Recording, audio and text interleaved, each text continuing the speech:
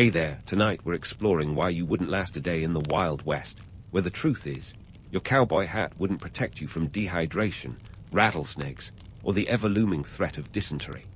If these stories help you unwind, I'd love a quick like or subscribe, but only if they're genuinely working for you. I'm curious where in the world you're listening from, so drop your location and local time in the comments. It's amazing seeing our little community span the globe through these historical tales. Now get comfortable, perhaps dim the lights, or find that perfect pillow position, and let's ease into tonight's journey together. Your eyes blink open to the sound of a rooster crowing like it's auditioning for the role of world's most annoying alarm clock. Welcome to 1875, partner, a time when indoor plumbing was as mythical as a unicorn. You groggily roll off your straw-stuffed mattress, which, by the way, feels more like a lumpy sack of potatoes than a bed.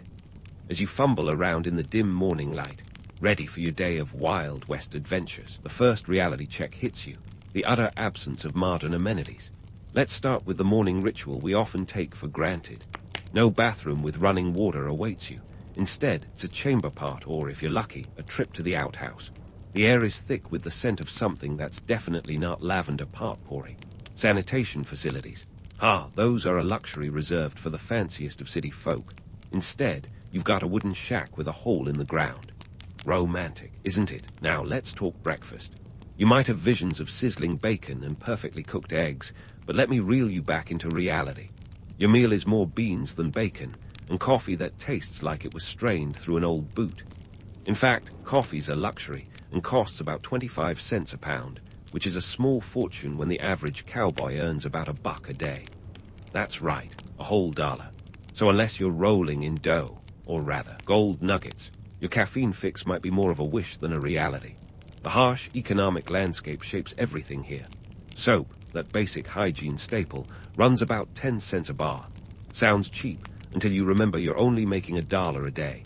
That's right, cleanliness might be next to godliness, but it's a distant second to survival in the Wild West economy. Every penny counts, and frugality isn't just a virtue, it's a necessity. As you wander through town, the romantic notion of the Wild West quickly dissipates amidst the dust and dirt. Streets are more mud than pavement, swirling with the aroma of horse manure and sweat. Forget the gunfights and stagecoach robberies of legend. Sanitation is the real enemy here. Cholera, dysentery, and typhoid are lurking threats, turning every sip of water into a potential game of Russian roulette. It's enough to make you yearn for the modern miracle of a breeder filter. You might think you've stepped into a scene from a classic Western film, but the real Wild West is far less glamorous. Those iconic saloons and general stores, they're not just backdrops, they're vital hubs of commerce and community. A decent meal in a saloon could set you back 50 cents, a hefty sum considering your daily wage. So, unless you're planning to subsist on hardtack and jerky, budgeting becomes an art form. It's easy to get swept up in the romanticized tales of daring outlaws and heroic cowboys, but the reality is a grind of economic and environmental challenges. The freedom and adventure come with a price tag, and it's paid in sweat, sacrifice, and sheer grit. But hey, at least the sunsets are free. As you take a moment to soak in the dusty vista, remember that every aspect of life here is dictated by cost and necessity. The legends of the Wild West may endure, but surviving a single day is a balancing act of economics, endurance, and a hefty dose of reality. So, how's that Wild West adventure treating you so far? Ready for what the rest of the day holds?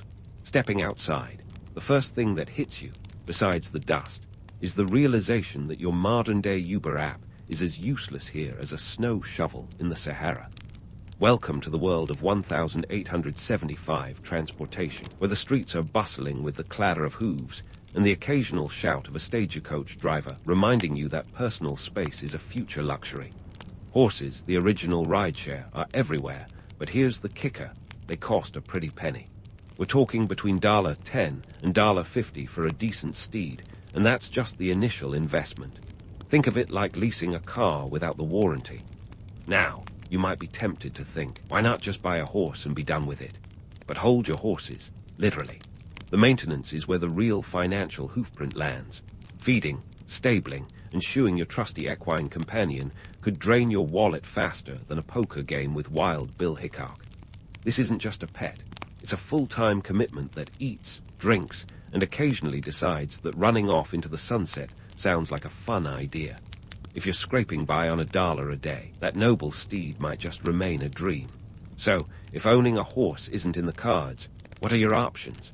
Enter the stagecoach, the 19th century equivalent of a bumpy Yuba pool. For a fee of about 10 to 15 cents per mile, you could hop on one of these wooden contraptions and rattle your way to your destination. Just don't expect plush seating or climate control. Stagecoaches were notorious for being cramped and uncomfortable, with passengers often packed like sardines in a can. The upside: you're not the one doing the driving, and you get to bond with fellow travelers over shared misery. Stagecoaches weren't just about transportation, they were social hubs on wheels. Picture a rolling gossip column where the latest news, rumors, and tall tales unfolded as you bounced along the dusty trails. But let's not romanticize it too much. A stagecoach ride could be as perilous as it was picturesque. Robberies were a genuine threat, with highwaymen more than willing to relieve you of your hard-earned cash.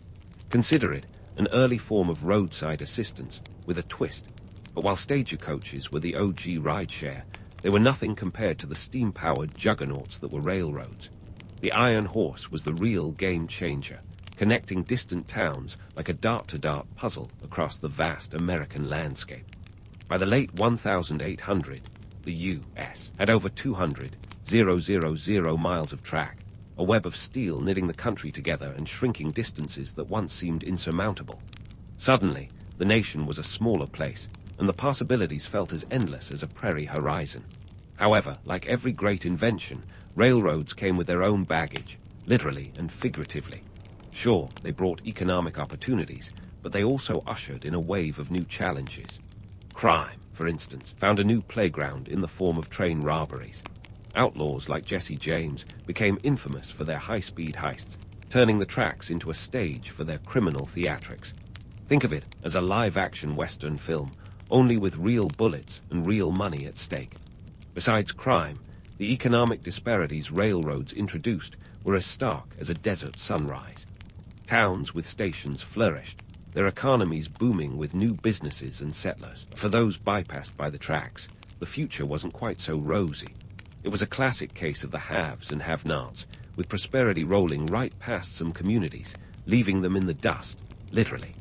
The railroads were a double-edged sword, offering growth and opportunity on one hand, while exacerbating inequalities on the other. And let's not forget the environmental impact.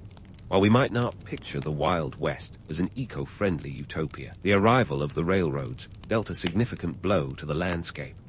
The tracks carved through native lands, disrupting ecosystems and altering the way of life for countless indigenous peoples. The Iron Horse had an insatiable appetite, consuming resources and reshaping the world in its image. So, as you navigate the chaotic, dusty streets, dodging more than just tumbleweeds, remember that the Wild West's transportation revolution was a mixed bag of progress and problems. Whether by horse, stagecoach, or train, getting from point A to point B was an adventure in itself, fraught with risks and rewards in equal measure. It's a reminder that every leap forward, however grand, often comes with a stumble or two along the way. As the sun begins its slow descent, casting long shadows across the bustling town, you might find yourself pondering the ironies of history. The Wild West was a place of contradiction, freedom and hardship, romance and reality. And as you prepare for whatever challenges the evening holds, remember this: surviving the Wild West required more than just grit. It demanded a keen sense of balance and a willingness to adapt to a world that was constantly changing beneath one's boots. Ready for more of that Wild West adventure? Stay tuned, because the journey is far from over. As you stand there, contemplating the romantic allure and gritty reality of the Wild West, let's get down to brass tacks. It's time to earn your keep. No sitting around on your laurels here, partner. Whether you fancy yourself a miner, a rancher, or a shopkeeper, there's no such thing as easy money in 1875. Grab your hat. It's going to be a bumpy ride through survival economics and social hierarchies, Wild West style. First up, the glittering promise of gold mining. Ah, the miner's life, where every swing of the pickaxe is a lottery ticket to wealth, or so the legends say. In reality, it's more like a high-stakes game of Russian roulette with Mother Nature. The California gold rush of 1848 might have kick-started this feverish dream, but by the 1870, the easy pickings were long gone. What remained was back-breaking labor, often for a pittance, in mines that were as safe as juggling dynamite. Let's talk numbers. Back in the day, the average miner could expect to pull down about $3 to $4 a day. Sounds not too shabby until you consider the fact that these wages came at the potential cost of life and limb. The death rate in mining was staggering, 25 deaths per 1,000 workers annually. Compare that to today's mining fatalities, which hover around 5 per 100,000, and you'll see why miners were more likely to meet their maker than strike it rich. And it wasn't just the threat of cave-ins or explosions. There were other, quieter killers lurking in the dark, like black lung disease, which miners acquired from breathing in coal dust. The romance of the gold nugget loses its luster when you realize the real treasure was often a slow, suffocating decline in health. Oh, and don't forget the constant threat of claim jumpers, those unscrupulous types who'd sooner steal your claim than pan their own gold. A miner's life was less about the glint of gold and more about the grit of survival. Meanwhile, out on the open range, cattle ranching was no picnic either. Romanticized images of cowboys riding into the sunset mask the brutal reality of this profession. Cattle ranching was a cutthroat business, both literally and figuratively. The risks were as vast as the open plains. Cattle rustling was a common crime, and disputes over grazing rights could turn deadly faster than you can say, draw. A misunderstanding over a few head of cattle could lead to a shootout that would make the OK Corral look like a schoolyard squabble. Economically, the stakes were high. A single head of cattle could fetch $30 to $40, a veritable fortune when you're scraping by. But it wasn't all about dollars and cents. There was a social pecking order to navigate, too. Cowboys, despite their iconic status, were often at the bottom rung of the economic ladder. They were transient workers, frequently paid in cattle or room and board rather than cash, and they endured long drives and harsh conditions with little to show for it. Not exactly the romantic image popularized in dime novels. Now, let's pivot to the heartbeat of any Wild West town, the general store. If you thought shopkeeping was the safe bet in this high-stakes environment, think again. Sure, owning a store meant you weren't facing the daily dangers of mining or ranching, but it was no less a gamble. Stocking your shelves required capital, lots of it, and with the economy as unpredictable as a coyote in a henhouse, success was far from guaranteed. You might be the beloved provider of staples like flour and sugar one day, and a bankrupt has been the next if the railroad decided to bypass your town. And what about the social dynamics? The Wild West wasn't exactly a bastion of equality. Women found themselves pigeonholed into limited roles, teachers, seamstresses, or, for some, the brothel. The idea of women as silent homemakers doesn't hold water here. They were often the backbone of frontier life, running businesses and raising families in a world stacked against them. Yet, their contributions were rarely acknowledged in the male-dominated narratives of the time. For people of color, the Wild West was a place of opportunity and oppression. Freed African Americans moved west in search of a better life, often finding work as cowboys, soldiers, or laborers. Yet they faced systemic racism and violence, their stories frequently erased from the popular mythology. Chinese immigrants, too, played a crucial role, especially in the construction of the railroads, yet they were met with hostility and discriminatory laws. The West was a land of opportunity, sure, but only if you were willing to fight tooth and nail for every inch. As you mull over the realities of work in the Wild West, remember that the legends often gloss over the grit. The promise of freedom and fortune was as elusive as a desert mirage, with survival often requiring more cunning and hard work than luck. It was a world where every decision carried weight, whether you were panning for gold, herding cattle, or simply trying to make a living behind a counter. So, are you ready to keep riding this wild, unpredictable trail? Stay with me, because the Wild West has more stories to tell, and they're not all tall tales. But before you can hang up your boots and call it a day, the flickering lights of a saloon beckon you to step inside. After all, when in the Wild West, what better way to unwind than with a stiff drink and some good old-fashioned camaraderie? Before you dive headlong into a night of supposed whiskey-fueled revelry, let's untangle the myth from reality about these iconic watering holes. First, let's talk booze. That whiskey you think you'll be savoring, not so fast. The truth is, most of what passed for whiskey in the Wild West was about as refined as a cactus smoothie. Often homemade and questionably brewed, it was more akin to moonshine than the smooth, aged spirits we imagine. And the cost? A shot would set you back 5 to 10 cents, a reasonable price at first glance. But remember, with the average cowpoke earning about $1 a day, tossing back shots like you're at a modern-day happy hour could quickly turn into financial self-sabotage. Now, onto the atmosphere. The image of a saloon as a boisterous, chaotic den of iniquity is only part of the picture. Sure, there were rowdy nights and the occasional brawl, but saloons played a much bigger role in the community than just serving as the town's entertainment center. They were the beating heart of social life, a place where people gathered not only to drink, but to talk, debate, and sometimes even vote. Think of them as the unofficial town hall, where you could learn about the latest news or hear about someone's harebrained scheme to strike it rich. And let's not forget the gambling tables, which were as much a staple of the saloon as the bar itself. From poker to faro, gambling was both a beloved pastime and a notorious vice. Picture this: cards shuffled expertly by dealers who could easily moonlight as magicians, money changing hands faster than a gunslinger's draw. The stakes were high, and the potential for ruin even higher. A night at the tables could mean walking away with a small fortune or losing everything, including the shirt off your back. It was high risk, high reward, and people couldn't get enough of it. But why was gambling so popular, you ask? Well, in a world where the economic prospects were as unpredictable as the weather, gambling offered a tantalizing promise: the chance to change your fortunes in the blink of an eye. It was an equalizer of sorts, where anyone with a good hand and a bit of luck could come out on top. Yet, for every winner, there were countless losers, and the saloon was where many dreams went to die. Now, let's take a look at the social dynamics inside these saloon walls. While the Hollywood version of the Wild West saloon might feature a lone gunslinger nursing a drink at the bar, the reality was far more diverse. Saloons were melting pots, frequented by cowboys, miners, shopkeepers, and yes, even the occasional woman.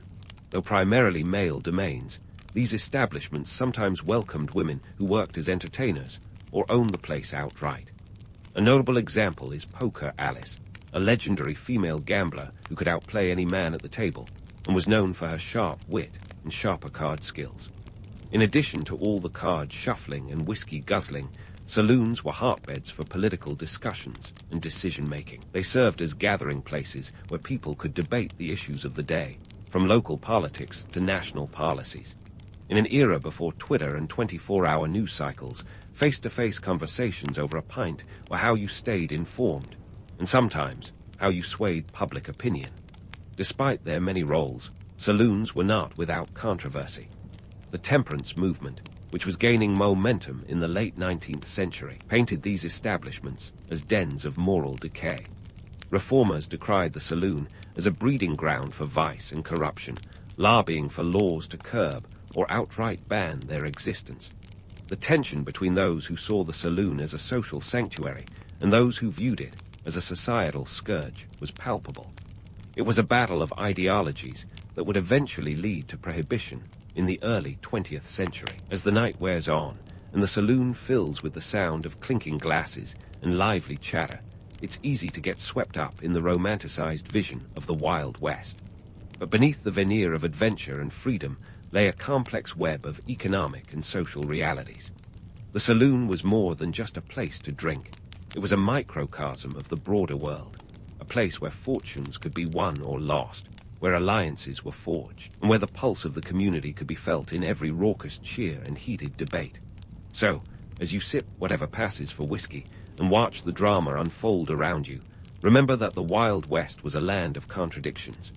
It was a place where the promise of opportunity was tempered by the harshness of reality, where dreams were pursued with fervor, but often dashed by circumstance. The saloon, with all its complexities, was a testament to that duality, a place of myth and reality, romance and hard truths. And just like that, the night stretches on, with stories yet untold and adventures still to come.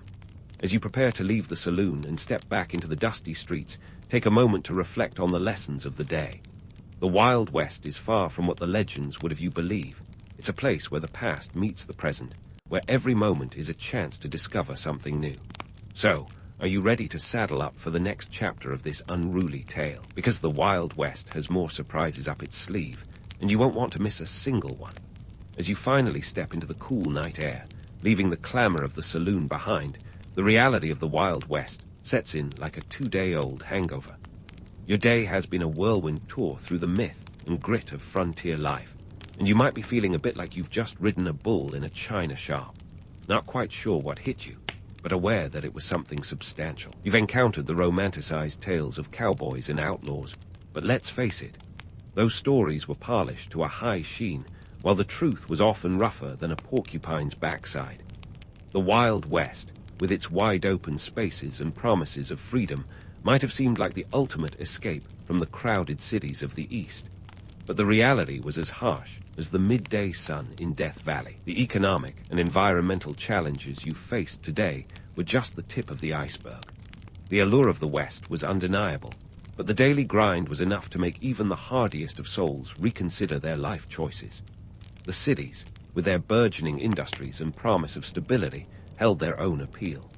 Sure, they were crowded, noisy, and sometimes downright filthy, but they also offered opportunities that the unpredictable frontier couldn't match. Life in the city meant access to amenities like electricity, running water, and even the occasional cultural event. Luxuries that were as far removed from the Wild West as a horse-drawn carriage is from a Tesla. So why, then, does the myth of the Wild West persist? Why do we continue to romanticize an era of such grueling hardship? It's simple. The Wild West is the ultimate American fairy tale. It's a story of rugged individualism and the triumph of the human spirit against all odds. It's the narrative of the underdog, the outlaw, and the hero, all rolled into one tantalizing package. And let's be honest, stories of grit and gunslingers make for much more exciting tales than the monotony of factory work or the humdrum of urban life. But these myths have evolved over time, shaped by the golden age of Hollywood westerns and the nostalgia for a past that never quite existed. From John Wayne to Clint Eastwood, the silver screen has immortalized the Wild West as a place of adventure and honor. The reality, however, was often less glamorous. Those gunfights at high noon, more likely disputes over cattle or water rights than battles of good versus evil. And let's not forget the less-than-savory aspects conveniently left out of the movies. The systemic racism, the displacement of indigenous peoples, and the environmental degradation that accompanied westward expansion. Yet, despite, or perhaps because of, these complexities, the legacy of the Wild West endures. It has become a symbol of American identity, a testament to the pioneering spirit that shaped the nation.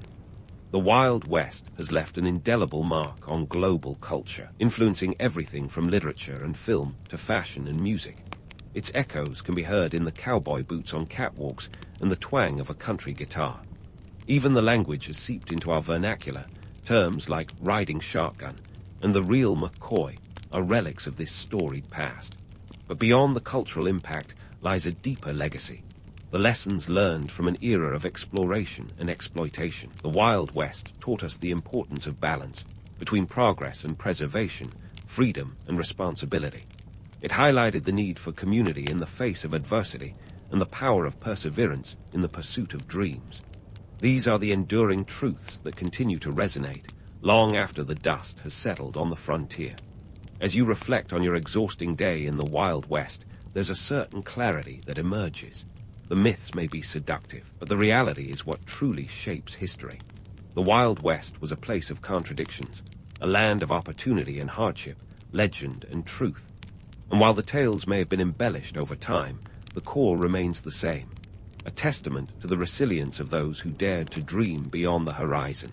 So, as you prepare to leave this world of dusty trails and untamed landscapes, take with you the lessons of the Wild West. Embrace the spirit of adventure and the courage to face the unknown. But remember, too, the importance of grounding those dreams in reality. Because in the end, it's not just about the legends we create, but the legacies we leave behind. And with that, you can tip your hat to the Wild West, a chapter in history that's as enduring as it is enigmatic. In the swirling mists of Roman Britain, where the roads were straight and the taxes even straighter, a formidable figure emerged to shake the Roman Empire to its core. Meet Boudica, Queen of the Iceni, an ancient Briton with a fiery mane and an even fiercer spirit. Forget the romanticized tales of a damsel in distress. Boudica was more like a force of nature in a world that thought it could tame her with a few coins and a smile. Picture this. It's around 60 AD, and the Romans have decided that Britain is their new favorite playground.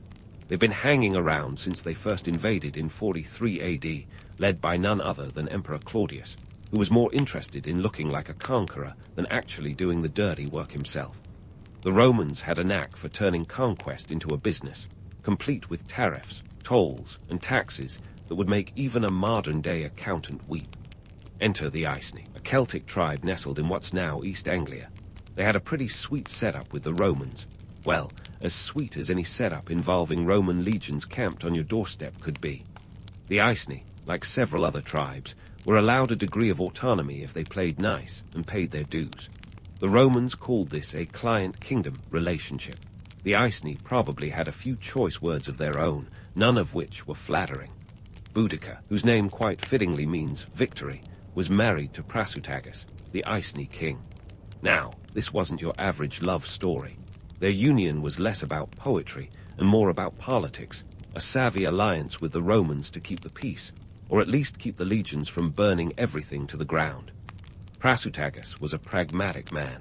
He figured that if the Romans were going to stick around, it might be best to keep them happy, like feeding a crocodile in the hopes it won't eat you. So Prasutagus played his part, paying the Romans their due while keeping a small kingdom for himself. The Romans, in turn, didn't interfere too much, except when they did, which was often. They had this lovely habit of helping by taking everything that wasn't nailed down, and even some things that were, like the local economy and cultural pride. It's the Roman way, after all.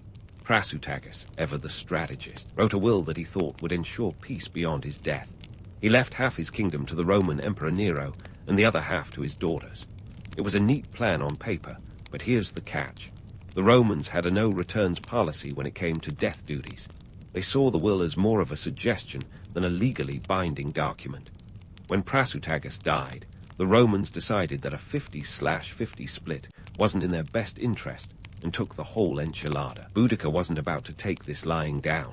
The Romans, however, had other ideas. They figured a good old-fashioned public flogging would teach her a lesson about the pecking order. This wasn't just a slight. It was a slap in the face of everything the Iceni stood for. To add insult to injury, Boudica's daughters were assaulted, an act so heinous it lit a fire that would ignite one of the most famous revolts in ancient history. Now, let's talk about those quirky Roman-Iceni relations. The Romans loved their taxes more than their own mothers. They taxed anything that moved and plenty that didn't. Take the poll tax, for example, or the tribute tax, or the because we feel like it tax. They'd even taxed the salt in your bread, which was vital for preserving food. The Iceni, on the other hand, had their own economic system, one that the Romans found quaintly barbaric. It involved things like communal ownership and barter, concepts the Romans considered as outdated as a toga at a gladiator fight. But let's not pretend the Romans were all about the money. They were also keen on spreading their culture. They dotted the landscape with Roman baths, amphitheaters, and roads, which, to be fair, were a significant improvement over the muddy tracks that passed for roads back then. Yet for the Iceni and other tribes, this wasn't cultural enrichment, it was cultural erosion. The Romans had a way of making themselves feel at home by making everyone else feel like a guest in their own land. Prasutagus's death was the tipping point. The Romans had overstepped, and Boudica was about to show them the error of their ways. But let's not get ahead of ourselves. Before Boudica could rally the troops, she had to deal with the fact that she was not just a widow, but a woman in a world that didn't exactly see women as equal partners in the political arena. Back then, women were expected to be seen and not heard, a cultural norm Boudica was about to smash like a Roman vase. As the clouds of rebellion began to form, Boudica emerged not just as a queen, but as a symbol of resistance against oppression. She wasn't just fighting for herself, but for her daughters, her people, and the very land that had been taken from them. The Romans, with all their legions and laws, were about to discover that Boudica was a force they couldn't control, a storm they couldn't weather, and a queen who wouldn't go quietly into the night. Stay tuned, because the story of Boudica is just getting started, and trust me, it's not one you're going to want to miss. Now, let's dive into the cauldron of chaos that was boiling over in Boudica's Britain. After the Roman slap in the face, quite literally in her case, Boudica wasn't just miffed, she was incandescent with rage. The Romans had treated her family like an afterthought, a minor inconvenience in their grand imperial plan. They flogged her and violated her daughters, thinking it would teach these barbarians a lesson in Roman superiority. What they actually taught Boudica was that the time for diplomacy was over. It was time to rally the troops and go full throttle into rebellion. Now, you might wonder, how does one go about rallying an entire region into revolt? It's not like Boudica could just send out a group text or post a fiery tweet. Nope, she had to do it the old-fashioned way, with charisma, determination, and a message that resonated deeply with her fellow Britons. The Romans had underestimated the power of a unified front. As an ancient Celtic leader, Boudica wasn't just fighting for her family. She was standing up for every tribe that had been trampled under the iron-shod boots of Rome. Boudica's campaign was as much about logistics as it was about leadership. She had to unite tribes that were more accustomed to squabbling over grazing rights than banding together for a common cause. The task at hand: convince them that their individual grievances against the Romans were part of a larger pattern of oppression. It was like trying to herd cats, angry, rebellious cats armed with swords. But Boudica managed to do it, rallying tribes like the Trinovantes, who were just as fed up with Roman taxation and tyranny as the Iceni. Now, let's talk strategy. Boudica wasn't just some hit-headed rebel with a vendetta. She was a savvy strategist. She understood that numbers alone wouldn't win this fight. She needed to harness the power of surprise and the audacity of collective rage. Think of it as guerrilla warfare, ancient Britain style. Her forces were nimble, mobile, and fueled by a righteous fury that made them a formidable opponent for the sprawling Roman legions.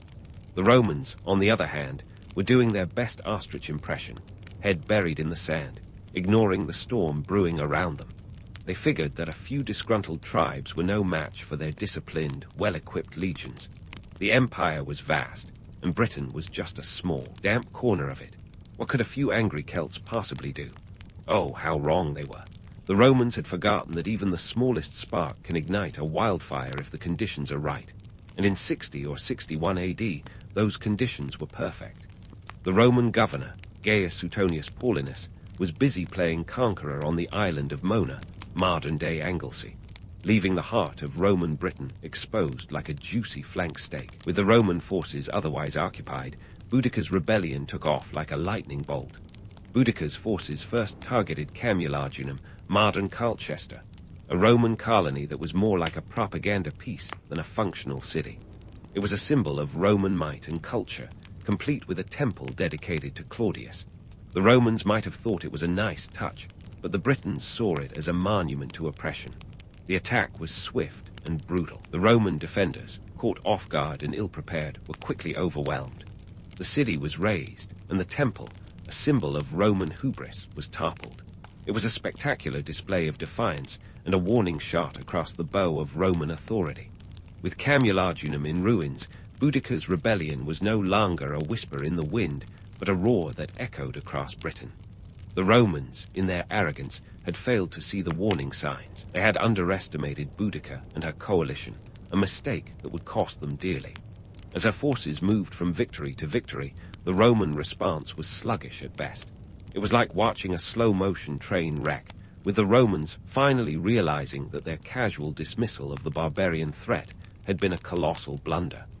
Boudica's rebellion was more than a military campaign. It was a statement of identity. It was a declaration that the Britons would not be Romanized, taxed, or subjugated without a fight. For a moment, it seemed as if the balance of power in Britain had shifted. Boudica was not just a queen. She was a symbol of resistance, a beacon of hope for those who had suffered under the Roman yoke. The Romans were scrambling. Their usual playbook of divide and conquer was failing spectacularly. They had underestimated the power of a common cause, the strength of unity forged in the crucible of shared suffering. Britons were not just fighting for freedom. They were fighting for their way of life, their culture, and their future. As the rebellion spread, the Romans were forced to reckon with the fact that their empire was not as invincible as they had believed. They had built a house of cards in Britain, and Boudica was the gale force wind threatening to bring it down. The Romans would need to muster all their military might, strategic acumen, and sheer stubbornness to counter this unexpected uprising. But that's a tale for another day. For now, Boudica stood triumphant, her forces striking fear into the heart of Roman Britain. The legend of Boudica was born from this fiery crucible, a testament to the power of defiance in the face of overwhelming odds. And as the dust settled on the smouldering ruins of Camularginum, the stage was set for a confrontation that would determine the future of Britain, a showdown between the might of Rome and the indomitable spirit of a warrior queen. Stay tuned, because the saga of Boudica is far from over, and the next chapters promise more twists, turns, and historical fireworks. And so, with Camularginum in smouldering ruins behind her, Boudica's chariot didn't slow for victory laps. No, this was an ancient Britain on a mission, and next on the itinerary was Londinium, the bustling town that would one day be the epicenter of overpriced flats and pretentious coffee shops. Back in 60 or 61 AD, Londinium was just a blip on the Roman radar, a commercial hub with a population of around 30,000. It was young, vibrant, and about to have the worst day in its short history. Boudica's strategy wasn't just to attack, it was to annihilate. She understood that the Romans needed a lesson in humility, the kind that could only be delivered with fire and fury. The Romans were caught flat-footed, again. Governor Suetonius Paulinus, still busy in Mona, had left Londinium practically gift-wrapped for Boudica's war machine. The tiny garrison, there was no match for the swelling ranks of Britons, who were not only angry, but also well-armed and motivated by the promise of retribution. The decision to sack Londinium was as strategic as it was symbolic. Boudica knew that hitting the Romans' economic jugular would send ripples throughout their empire. This wasn't just about land, it was about sending a message. The town was a Roman creation, complete with a forum, basilica, and even a bridge that spanned the River Thames. It was a testament to Roman engineering and ambition, and Boudica was about to turn it into a testament to their folly. As her forces entered the city, the residents had little choice but to flee or face the wrath of people wronged. Londinium was evacuated in a hurry, leaving behind a deserted shell ripe for the torch. The Britons swept through, leaving no stone unturned and no building unburned. The few Romans that remained were dispatched with ruthless efficiency, their cries drowned out by the crackling of flames and the roar of defiance.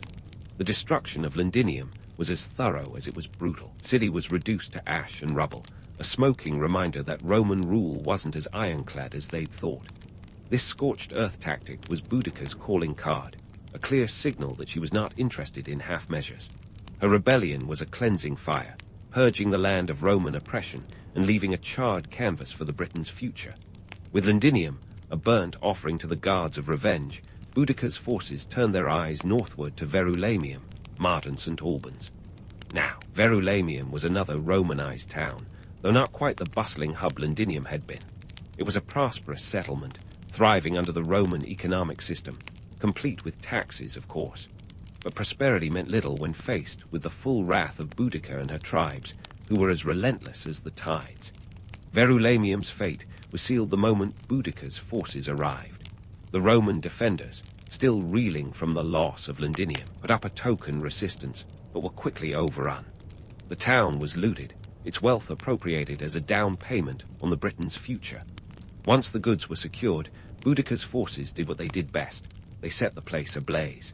The flames of Verulamium joined those of Londinium and Camularginum, a fiery trinity marking the Britons' rebellion across the landscape of Roman Britain.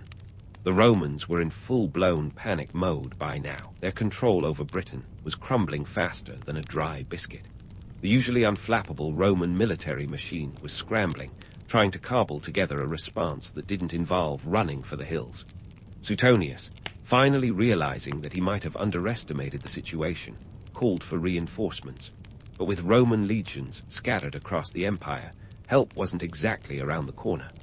Economically, the rebellion was a gut punch to the Roman system. The loss of Londinium, Camularginum, and Verulamium meant a significant hit to Roman coffers. These were not just towns. They were crucial nodes in the network of Roman trade and taxation. The destruction wreaked havoc on supply lines and trade routes, sending shockwaves through the imperial economy. It was like someone had pulled the plug on a Roman cash cow, and the milk was spilling everywhere. But let's not sugarcoat things. Boudica's campaign was brutal, a whirlwind of destruction that left a trail of devastation in its wake.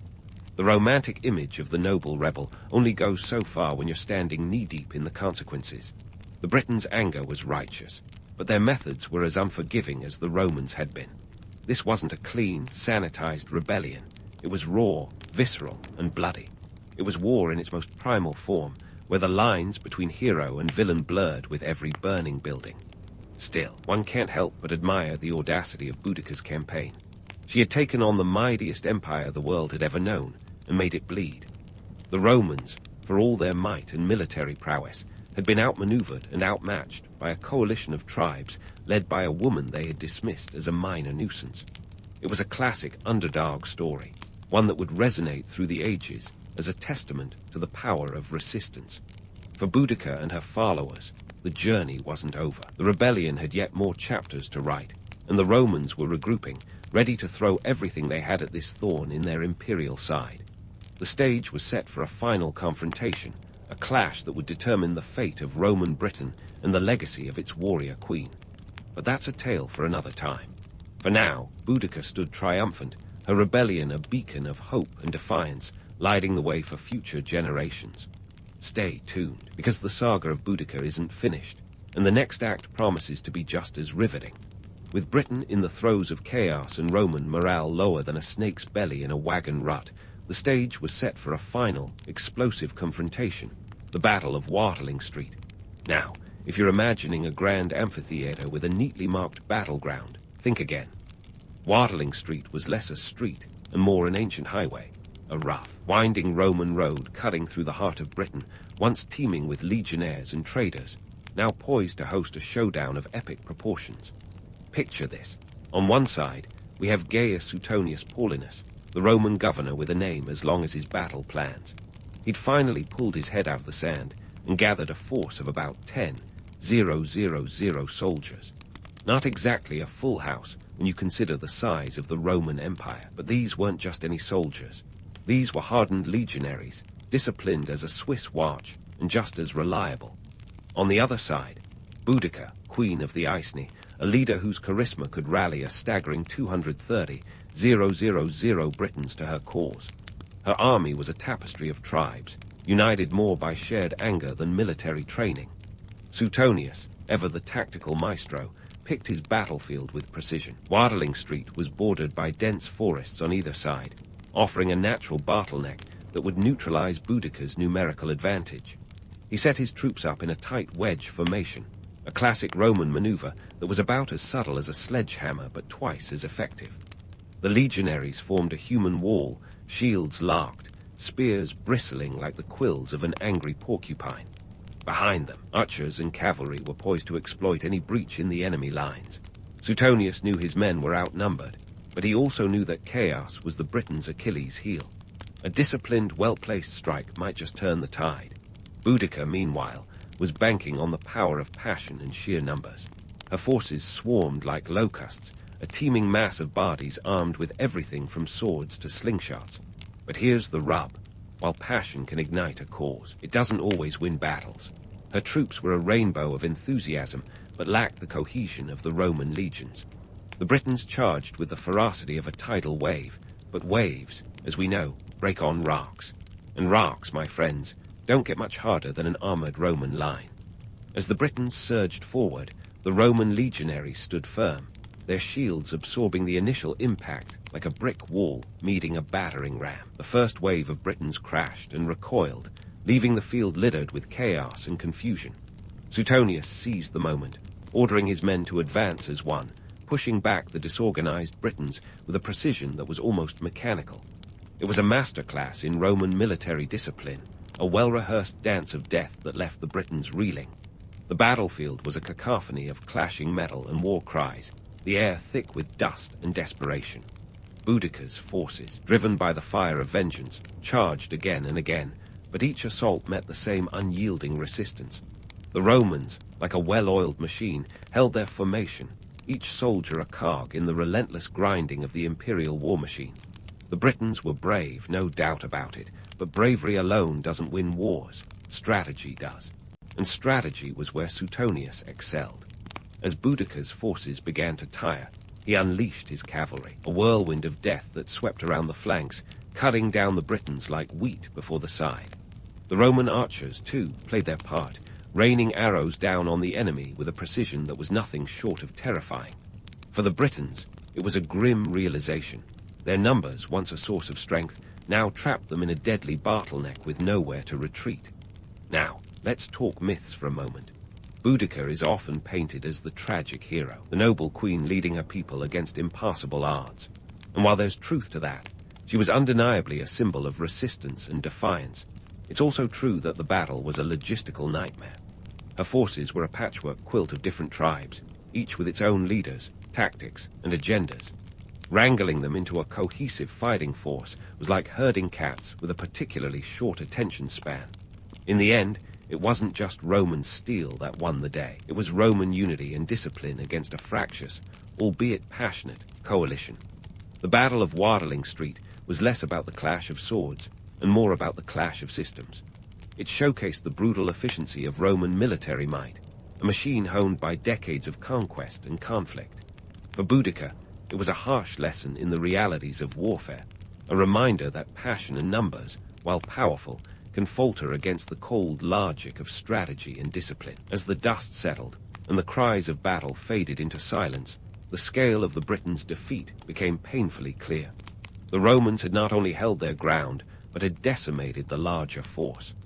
Casualty estimates vary, but some suggest that tens of thousands of Britons perished that day, while Roman losses were minimal. It was a victory that cemented Suetonius's reputation and reasserted Roman dominance over Britain, albeit at a cost that would resonate for years to come. Boudica's fate, like much of her life, is shrouded in mystery. Some accounts suggest she took her own life to avoid capture, a defiant end befitting a warrior queen. Others claim she fell in battle, fighting to the last. Regardless of the truth, her legacy endured, a testament to the indomitable spirit of resistance against oppression. In the aftermath, the Romans didn't rest on their laurels. Suetonius and his successors set about reasserting control with a vengeance, rebuilding the shattered towns, and tightening their grip on the rebellious tribes. But the rebellion had left scars, both on the landscape and in the Roman psyche. It was a stark reminder that even the most powerful empire could be shaken by a determined adversary. Economically, the rebellion had been a disaster for Rome. The loss of key towns and the disruption of trade had sent shockwaves through the Roman economy, a costly reminder of the perils of overreaching in foreign lands. The Romans would spend years, even decades, repairing the damage, both to their infrastructure and their reputation. Yet, for all its brutality, the rebellion was not without its silver linings. It forced the Romans to reconsider their approach to governance in Britain, leading to reforms that, while not erasing the scars of war, at least offered a semblance of stability. The Britons, too, were changed. Though their rebellion had been quashed, their spirit remained unbroken, a simmering undercurrent of resistance that would surface time and again throughout history. The Battle of Watling Street was a turning point, a pivotal moment in the history of Roman Britain. It was a clash of cultures, a collision of ideals, and a testament to the enduring power of human defiance. Boudica's story, though ultimately one of defeat, is also one of resilience, a reminder that even in the darkest of times, the flame of resistance can burn brightly. As we draw the curtain on this chapter of history, remember that the story of Boudica isn't just about battles and bloodshed. It's about the fight for identity, the struggle for justice, and the unyielding spirit of a people who dared to stand against the might of an empire. And while the Romans may have won the day at Watling Street, the legend of Boudica lives on, a beacon for those who refuse to be silenced. Stay tuned, because the saga of Boudica still has a few surprises in store, and the tale of her rebellion is far from over. So, as the dust of Watling Street settled, and the echoes of clashing swords faded into the annals of history, we're left to ponder. What exactly did Boudica's rebellion achieve? Well, let's get one thing straight. Boudica didn't win the war, but she sure did win the hearts and imaginations of future generations. She became a symbol of resistance, a fiery-haired icon of defiance that has endured longer than the Roman Empire itself. But like any good story, the truth is a bit more nuanced. First, the romantic notion of Boudica as a noble warrior queen leading her people with righteousness and justice needs a slight reality check. The rebellion was as brutal as any conflict, a whirlwind of destruction that left entire towns in ashes. This wasn't a clean fight between good and evil, but a messy, bloody struggle where the lines of morality were as blurred as a watercolor painting in the rain. Her forces weren't just liberating towns, they were torching them, leaving a trail of devastation across the Roman landscape. And while her actions were driven by a deep sense of injustice, they were also a reflection of the brutal times she lived in. Now, let's talk about the Romans. The empire was like a well-oiled machine, but even the best machines can break down. Boudica's uprising highlighted the cracks in Roman control, exposing the empire's vulnerability in the far-flung corners of its domain. The rebellion was a wake-up call, a reminder that even the mightiest power can be challenged by those with nothing left to lose. And here's the kicker. Despite their eventual victory, the Romans were forced to reconsider their approach in Britain, leading to reforms that aimed to pacify rather than provoke. Economically, the revolt was a financial fiasco for Rome. Rebuilding Londinium, Camulaginum, and Verulamium wasn't cheap, and the disruption to trade and taxation was a headache that no amount of Roman wine could cure. The empire poured resources into stabilizing the region, a costly investment that underscored the lesson that maintaining an empire was about more than just conquest. It was about governance, too. Fast forward a couple of centuries, and Boudica's story starts to take on a life of its own. The medieval chroniclers, with their flair for drama, transformed her into a larger-than-life figure, a heroine who stood against tyranny. By the time the Renaissance rolled around, Boudica was practically a folk hero, woven into the tapestry of British history as a symbol of national pride.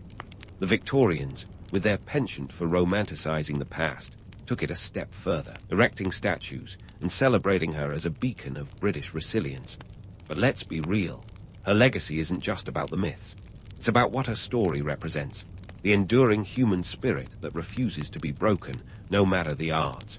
Boudica's legacy is a testament to the power of resistance and the unyielding desire for freedom. Her rebellion, though ultimately unsuccessful, was a flicker of hope in a world dominated by imperial power. It revealed the weaknesses of the Roman system and reminded the world that even the smallest voices can echo through the ages.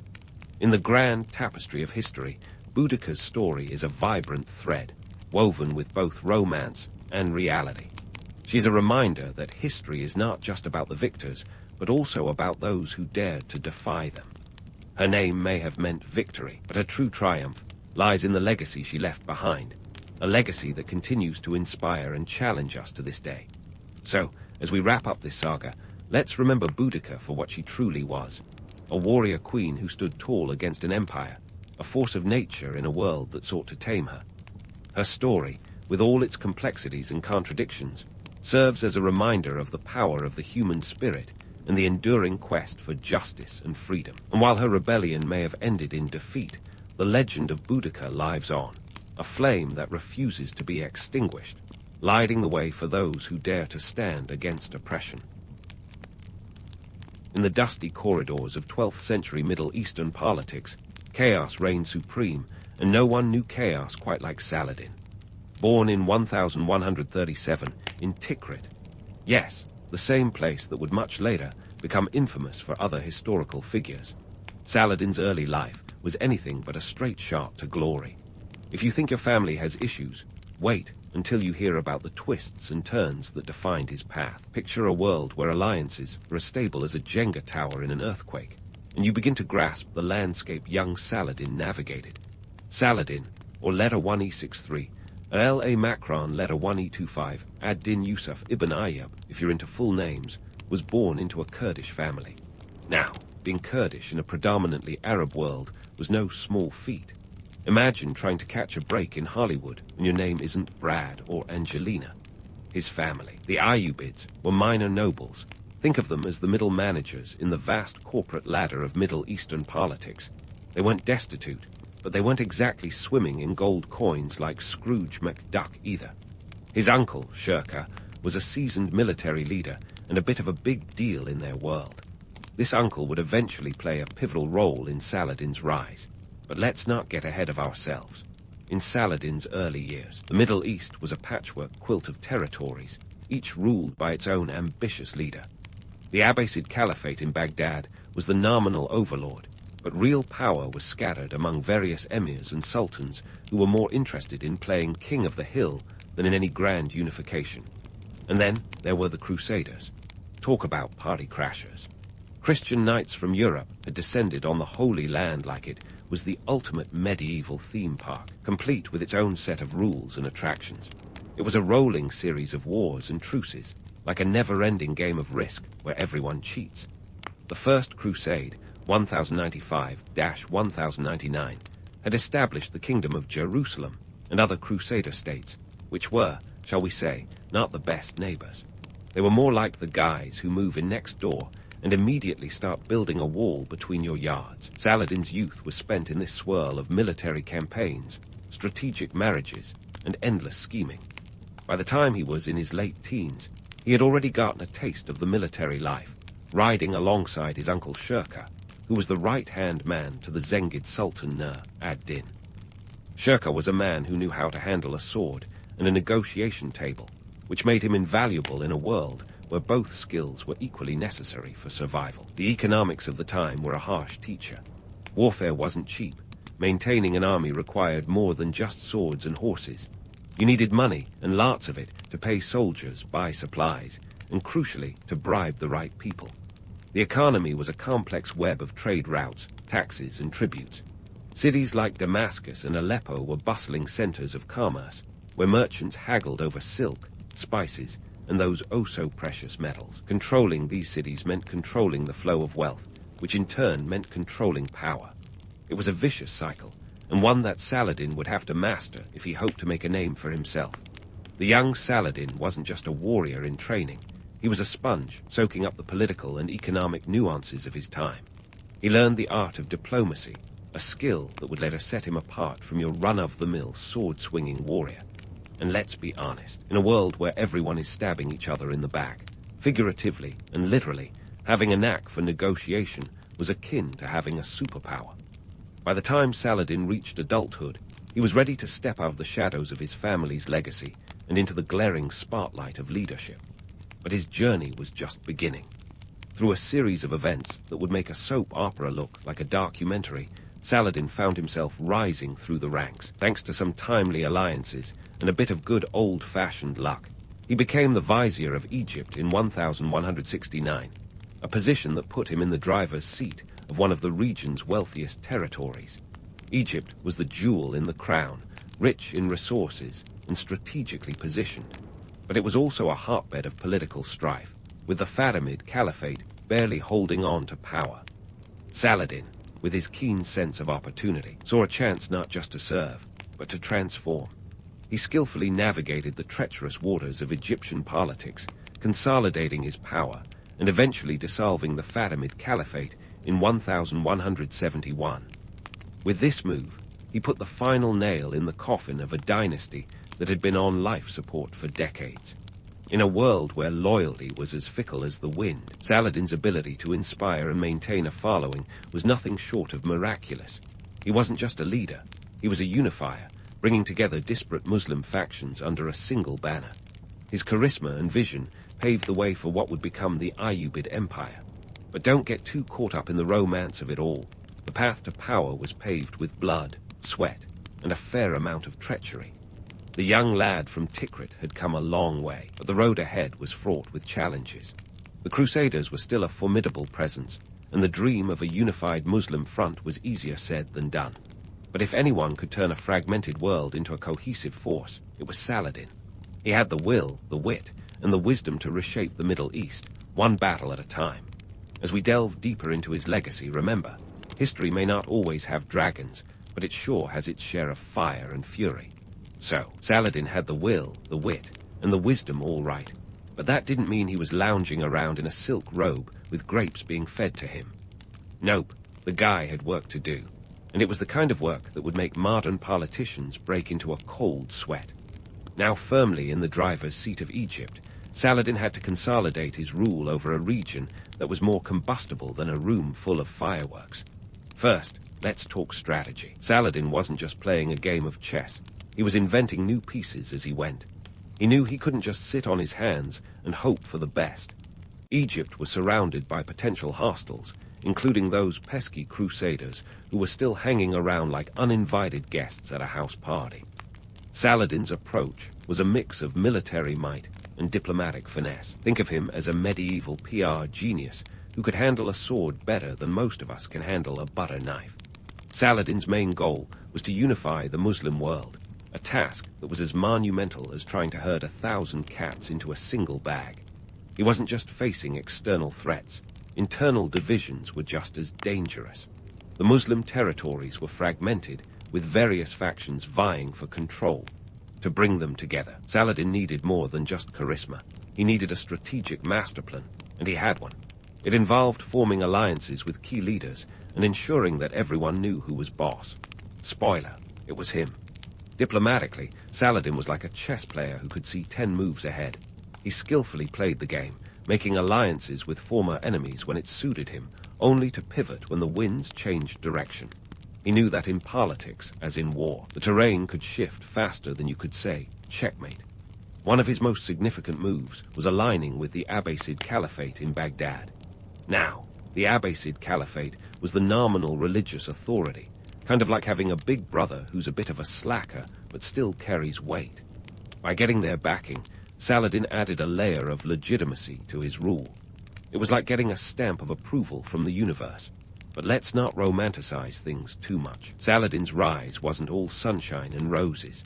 Medieval power politics was a brutal game, and Saladin played it with the ruthlessness of a man who knew what was at stake. He wasn't afraid to eliminate rivals who posed a threat, and he was no stranger to cutting deals that would make Machiavelli proud. This wasn't the stuff of fairy tales. It was the harsh reality of survival in a world where betrayal was as common as the morning call to prayer. Economically, Saladin was setting the stage for his military campaigns. The man understood that an army marches on its stomach and its wallets. He implemented policies to consolidate economic power, ensuring that Egypt's wealth was channeled into his war machine. The region was a hub of trade, with goods flowing in from Africa, India, and beyond. Saladin capitalized on this by revamping the taxation system to fill his coffers.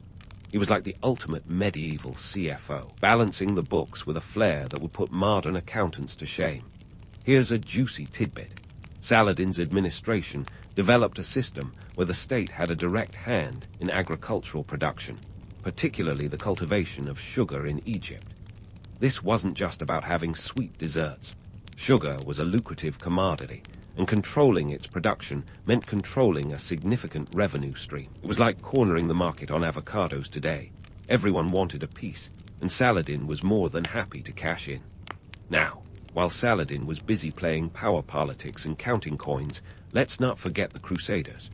These European knights were still lurking in the Holy Land, and they weren't exactly there to sample the falafel.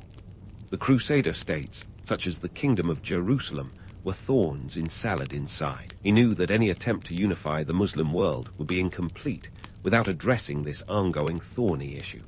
But charging into battle without a plan would have been as reckless as trying to defuse a bomb with a butter knife. Saladin's campaigns against the Crusaders were masterclasses in strategy. He didn't just rush in with swords drawn. He carefully chose his battles, ensuring that he had the upper hand. One of his most famous victories would come later at the Battle of Hattin in 1187, but let's not get ahead of ourselves. For now, suffice it to say that Saladin was laying the groundwork for future triumphs. He was the kind of leader who knew when to bide his time and when to strike, a skill that would serve him well in the tumultuous years to come. The romantic image of Saladin as a chivalrous knight has been etched into legend, but the reality was far more complex. While he was known for his magnanimity and victory, he was also a shrewd and sometimes ruthless leader. Medieval warfare wasn't a gentlemanly sport. It was a brutal affair where mercy was often in short supply. Saladin knew that to achieve his goals, he sometimes had to play hardball, and play he did with a skill that left his rivals reeling. As Saladin continued to consolidate his power, his reputation began to grow. He was no longer just the vizier of Egypt. He was a burgeoning force in the Muslim world. His vision of a united front against the Crusaders was beginning to take shape, but there were still significant obstacles to overcome. The path ahead was fraught with challenges, but if history had taught him anything, it was that challenges were best met head-on, with a sword in one hand and a treaty in the other. In this high-stakes game of thrones, Saladin was proving himself to be not just a player, but a game-changer. With the foundations of his power solidifying, he was ready to tackle the next phase of his grand plan. The Crusaders were still a formidable presence, and the dream of a unified Muslim world was tantalizingly close, yet frustratingly elusive. But if anyone could turn that dream into reality, it was Saladin. The world was watching, and history was waiting to be written. One battle, one alliance, one strategic move at a time. And so, with the stage set and the players ready, it was time for Saladin to pull off his piece de resistance, the Battle of Hattin. This wasn't just another skirmish in the dusty annals of medieval warfare. This was the fight that would cement Saladin's legacy and send shockwaves through Europe faster than you can say, knight in shining armor. Let's rewind to the summer of 1187, a time when the sun beat down on the Holy Land with the kind of intensity that makes you question the wisdom of wearing full-body armor. The Crusader states, with the Kingdom of Jerusalem at their core, were still holding on like a stubborn stain.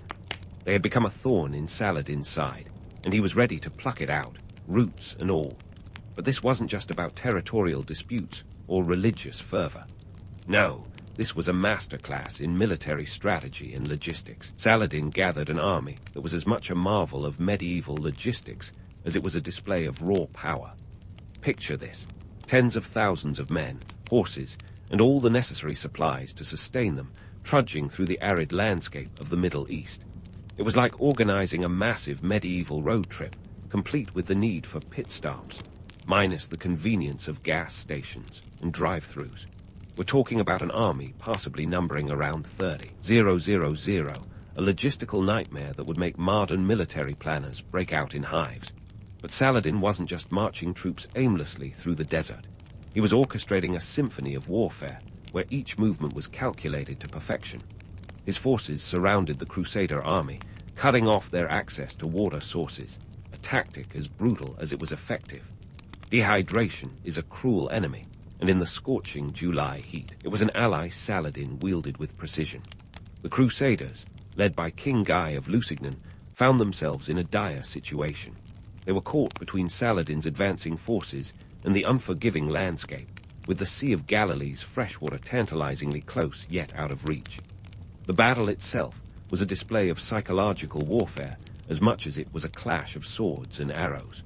Saladin's troops harassed the Crusaders with a relentless barrage of attacks, wearing them down both physically and mentally. By the time the final confrontation occurred near the Horns of Hattin, the Crusader army was a shadow of its former self, exhausted, thirsty, and demoralized. It was as if Saladin had taken a page out of Sun Tzu's playbook, long before anyone in the West had heard of the art of war. Now, let's debunk a myth or two. The Crusaders weren't just hapless victims caught in a desert trap. They made strategic blunders that would have any modern general facepalming. Marching into an arid zone without securing access to water was a rookie mistake. And while the romantic image of noble knights charging valiantly into battle is appealing, the reality was a little less glamorous. Fighting while dehydrated and exhausted tends to sap one's heroics. When the dust settled and the sun finally dipped below the horizon, Saladin had achieved a resounding victory. The Crusaders were decimated, with many captured, including King Guy himself. It was a public relations nightmare for Europe, a headline grabber that made the rounds faster than gossip at court. The loss of the True Cross, a relic carried into battle by the Crusaders, was like losing the championship trophy, only with divine implications. The impact on the Crusader states was catastrophic. The Kingdom of Jerusalem, once a beacon of Christian control in the Holy Land, was now vulnerable, teetering like a Jenga tower one block away from collapse.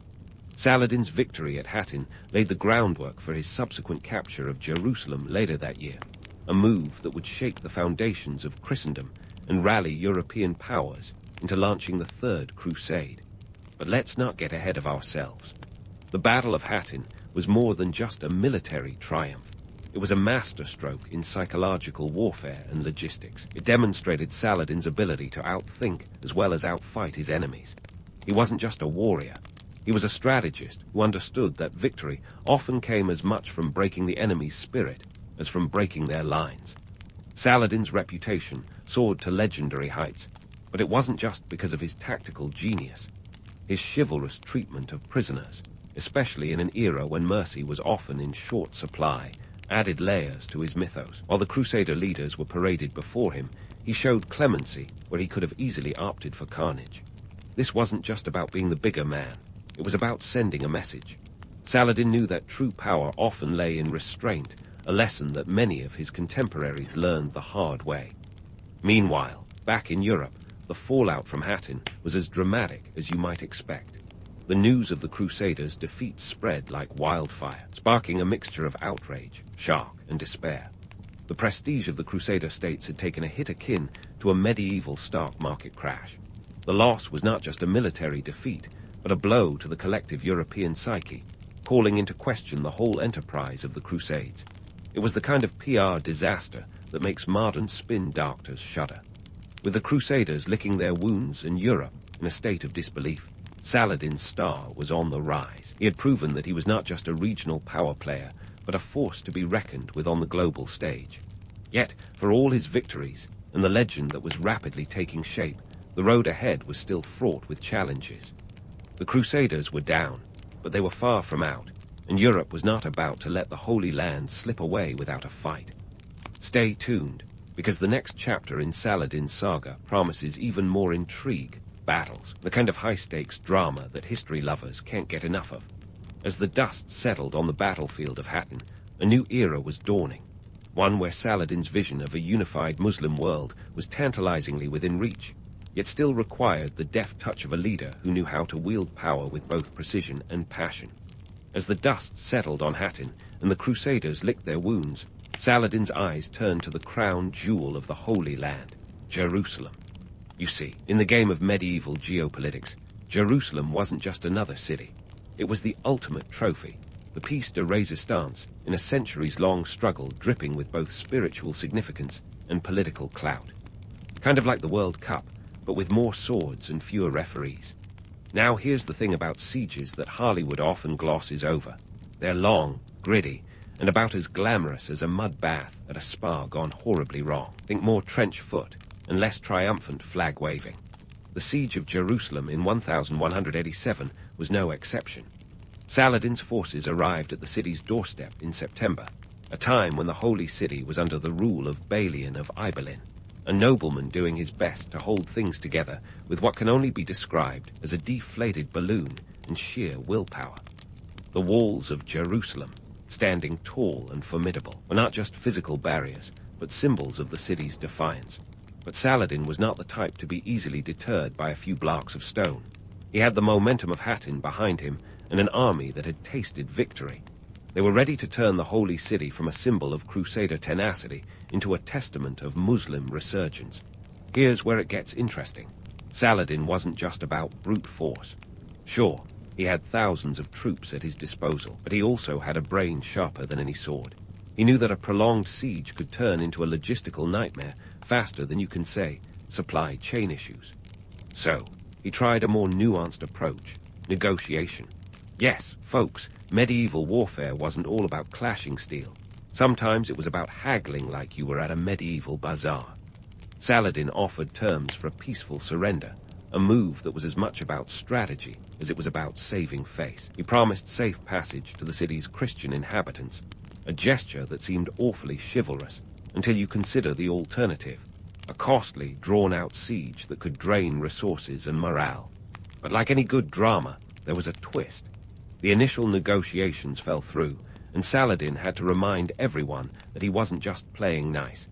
His forces launched a series of assaults, testing the city's defenses and the resolve of its defenders. Let's bust a myth while we're at it. Saladin's reputation as the chivalrous conqueror is a bit of an oversimplification. While he was generous with those who surrendered, he was no saint when it came to tactics. The medieval world didn't exactly run on hugs and handshakes. There were threats, bluster, and a fair share of psychological warfare. Saladin knew that demonstrating military might was as important as wielding it, a lesson that resonates even today in the world of high-stakes diplomacy. By October, the situation inside Jerusalem was dire. The defenders were running low on supplies, and morale was about as high as a snake's belly. Balian, the city's commander, had to make a choice: continue resisting and risk a brutal sack of the city, or negotiate terms that would prevent a slaughter. He chose the latter, and here's where Saladin's image as a merciful leader took on a new dimension. He agreed to let the inhabitants ransom themselves, a practice not uncommon in medieval warfare, but one that left a bitter taste for those who couldn't meet the price. The cost of freedom was set at 10 gold dinars per man, 5 per woman, and 1 per child. It was like a medieval version of The Price is Right. Only the stakes were life or death.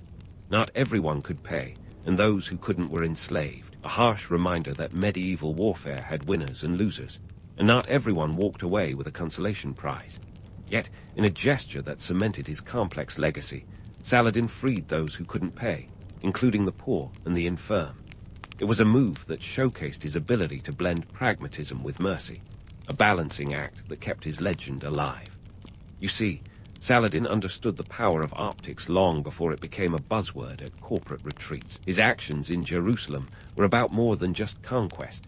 They were about shaping a narrative that would echo through history. Economically, the capture of Jerusalem was a boon for Saladin. The city was a crucial hub in the trade routes crisscrossing the Middle East. Controlling it meant controlling a vital artery of commerce and influence. This wasn't just about religious significance. It was about the cold, hard cash that flowed through the markets, a fact that would have made any modern economist nod in approval.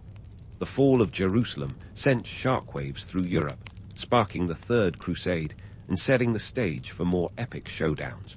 But let's not get ahead of ourselves. The reality of medieval life in the aftermath of Jerusalem's fall was far from the romanticized tales of gallant knights and noble victories. It was messy, gritty, and complicated, a world where survival often depended on your next strategic move rather than your last glorious stand. In Saladin, we find a leader who was both revered and feared, a man who could inspire devotion and dread in equal measure. His legacy is a testament to the complexities of power, where the lines between hero and villain blur in the sands of time. As we leave the siege of Jerusalem behind, remember, history isn't just about the grand narratives. It's about the messy, human stories that unfold in between. Saladin's tale is far from over, and the echoes of his actions would reverberate long after the dust settled on the holy city. So, as we march forward in this saga, keep your sword sharp and your wits sharper. The next chapter in Saladin's journey promises even more twists, turns, and battles that will test the very limits of leadership and legacy. Stay tuned, because in the world of medieval power plays, the game is always afoot. And so, with Jerusalem firmly in his grasp, and the echoes of victory still reverberating through the Holy Land, Saladin stood at the pinnacle of his power. But let's take a moment to step back and examine how the legend of Saladin was crafted, not just by his actions, but by the pens of both Muslim and Christian chroniclers. Spoiler alert. His image was polished to a gleam that would make any PR team envious. Saladin was a rock star of medieval warfare, and like any celebrity, he had a narrative to manage. On the Muslim side, he was hailed as a unifier, a hero who had accomplished what many thought impossible, bringing disparate Muslim factions under one banner to reclaim Jerusalem from the Crusaders. Poets and historians alike extolled his virtues, painting him as a paragon of Islamic chivalry. In a world where might often made right, Saladin was portrayed as a just and merciful leader, a beacon of light in a dark and tumultuous age. But here's the kicker. Even his enemies couldn't help but admire him. Christian writers, while obviously not rooting for his team, often depicted Saladin with a grudging respect that bordered on admiration. Chronicles from the time describe him as honorable, a man who could be trusted to keep his word. a rarity in an era where promises were as breakable as glass. The English chronicler William of Tyre, for instance, described him as a man of great wisdom and good faith, which is practically a standing ovation from a hostile court. Now, let's sift through the romance and dive into the gritty details.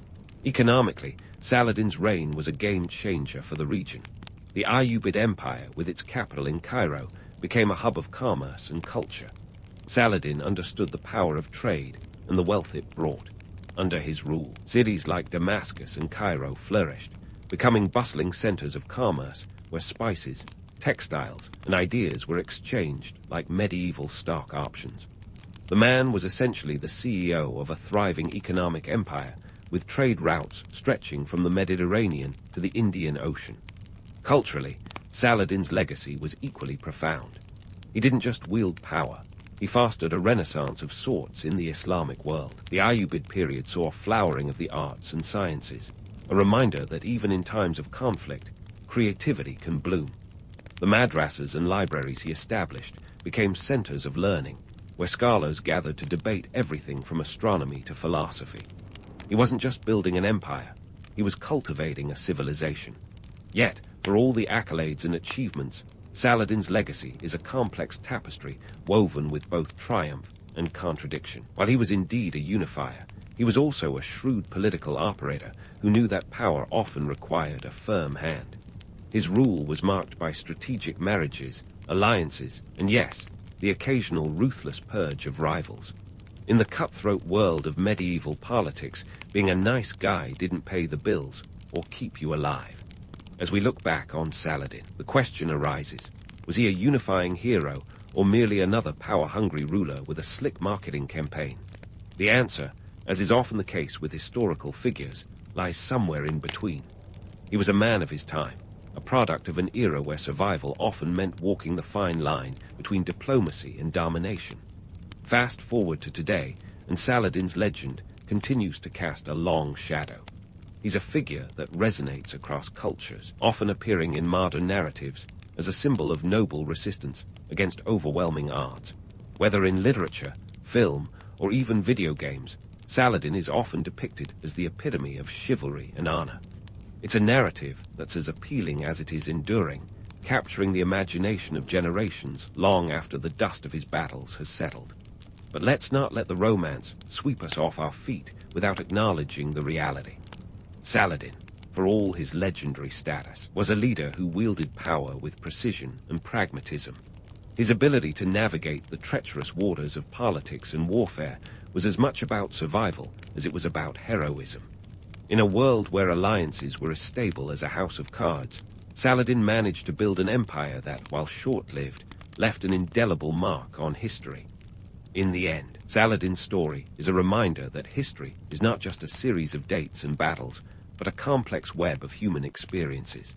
His legacy is not just about the territories he conquered or the battles he won, but about the cultural and economic shifts he inspired.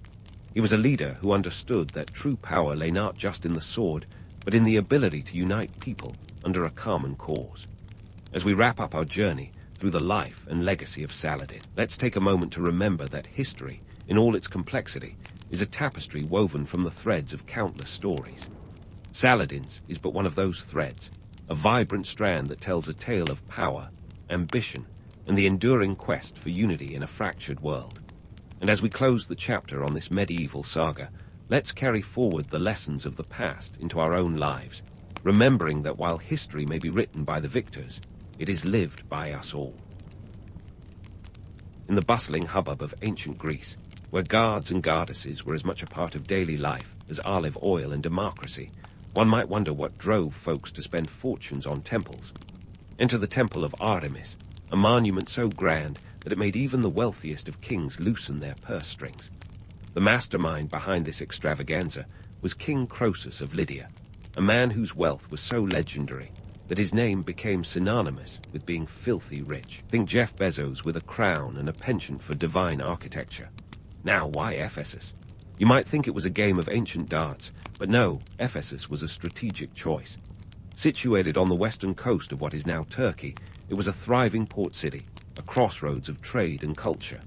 It was also a hotbed for religious activity, making it the perfect spot for a temple dedicated to Artemis, the goddess of the hunt, wilderness, and intriguingly, childbirth. Artemis was quite the multitasker, and let's not forget, she was also a virgin goddess. Maybe that's why Croesus thought she'd appreciate a lavish home instead of a bouquet of flowers. Building a temple was more than just stacking stones into aesthetically pleasing piles. It was about making a statement, a declaration of power and religious devotion. The Temple of Artemis, one of the 7 wonders of the ancient world, wasn't just a place of worship. It was a beacon of cultural and economic prosperity. In a time when gods were believed to directly influence everything from harvests to wars, investing in a temple was like installing the world's fanciest lightning rod for divine favor.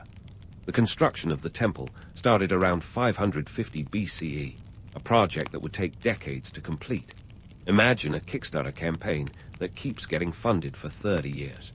Croesus was the main benefactor, his deep pockets ensuring that no expense was spared.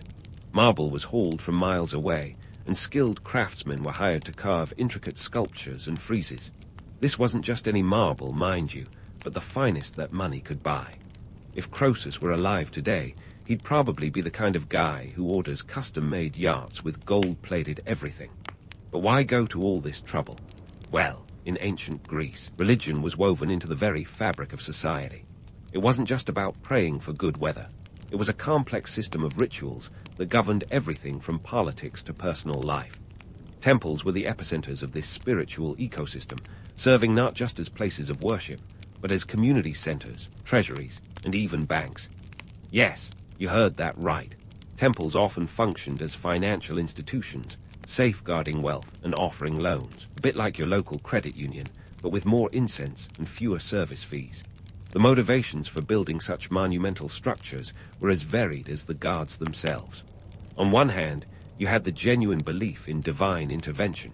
On the other, there was the undeniable allure of showing off. After all, nothing screamed, "Look at me."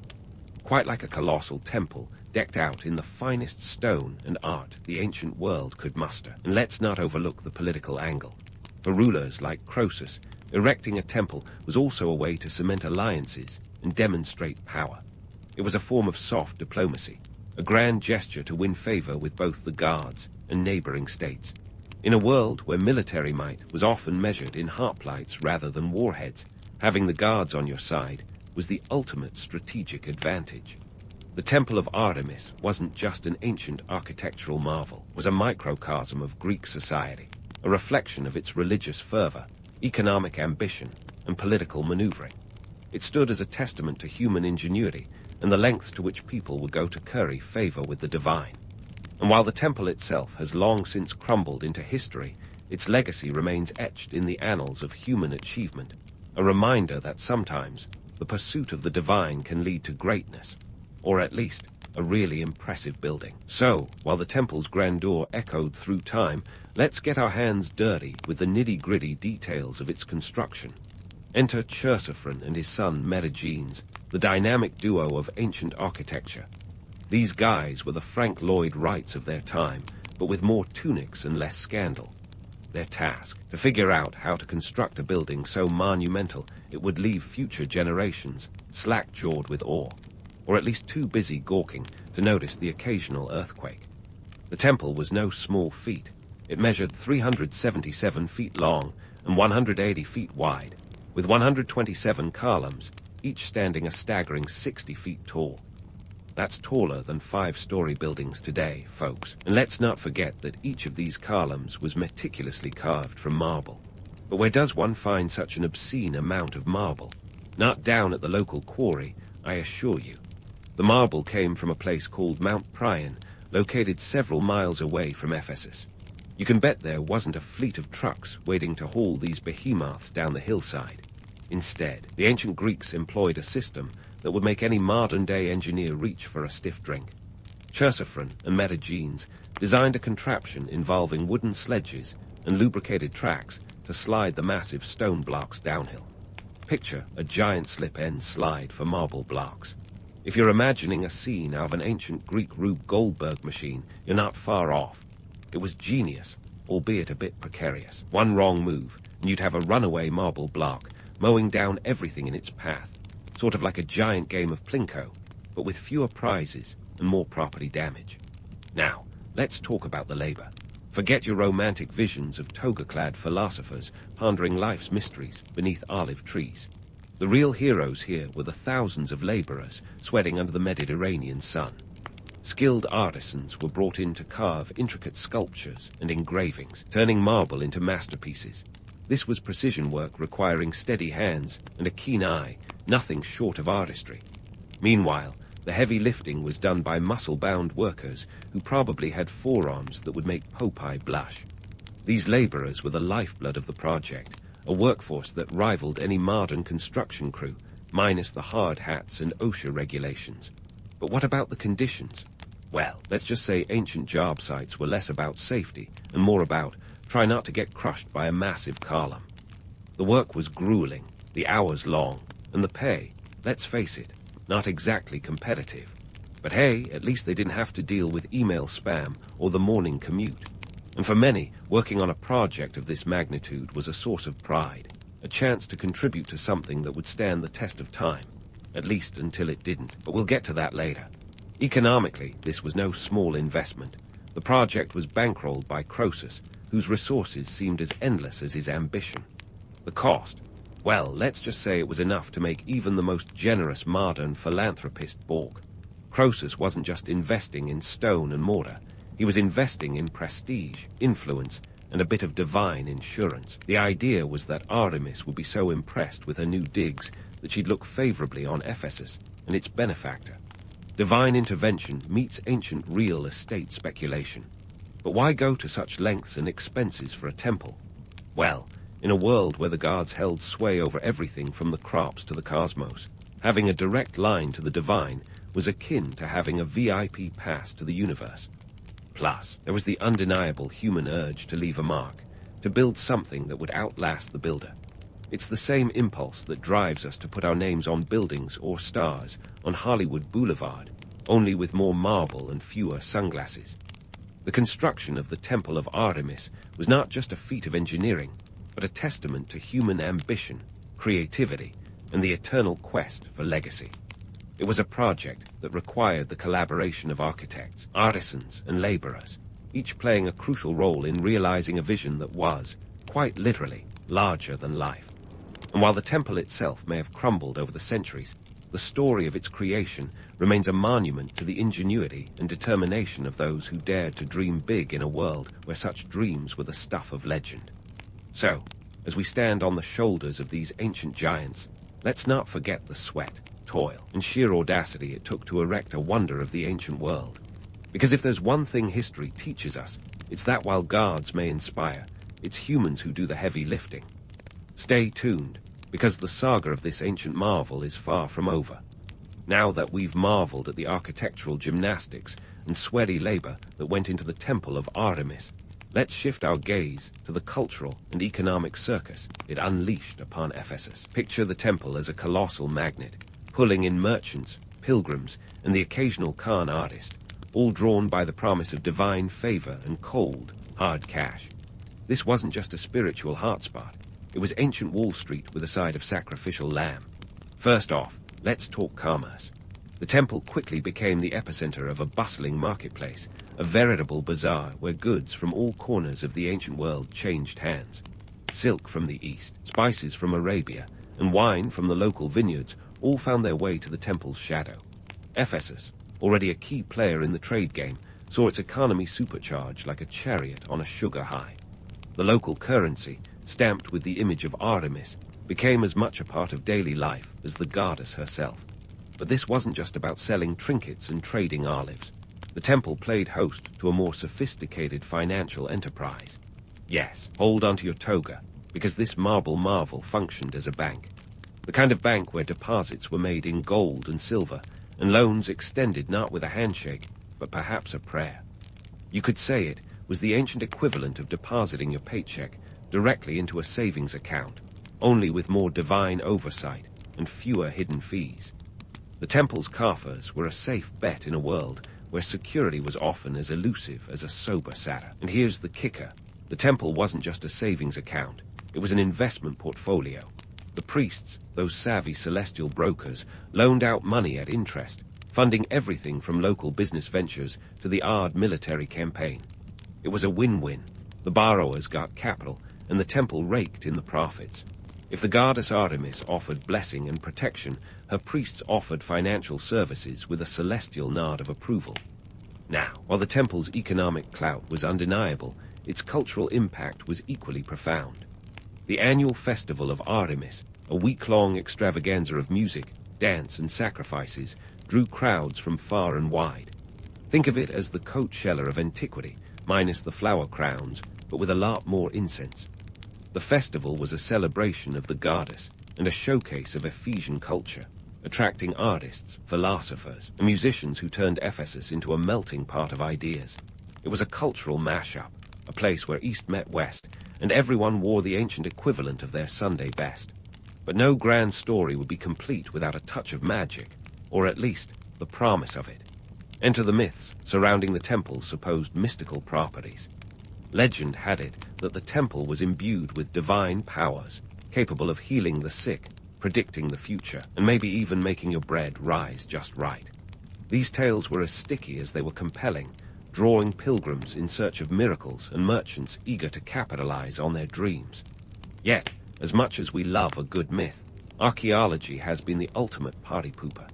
Excavations reveal no evidence of miraculous goings-on beyond the usual ancient remedies and a bit of placebo effect. The temple's magic was more about psychological comfort than actual sorcery, the ancient equivalent of a placebo pill wrapped in a marble facade. This didn't stop people from believing, though, because humans have always had a soft spot for stories that offer hope, however fantastical.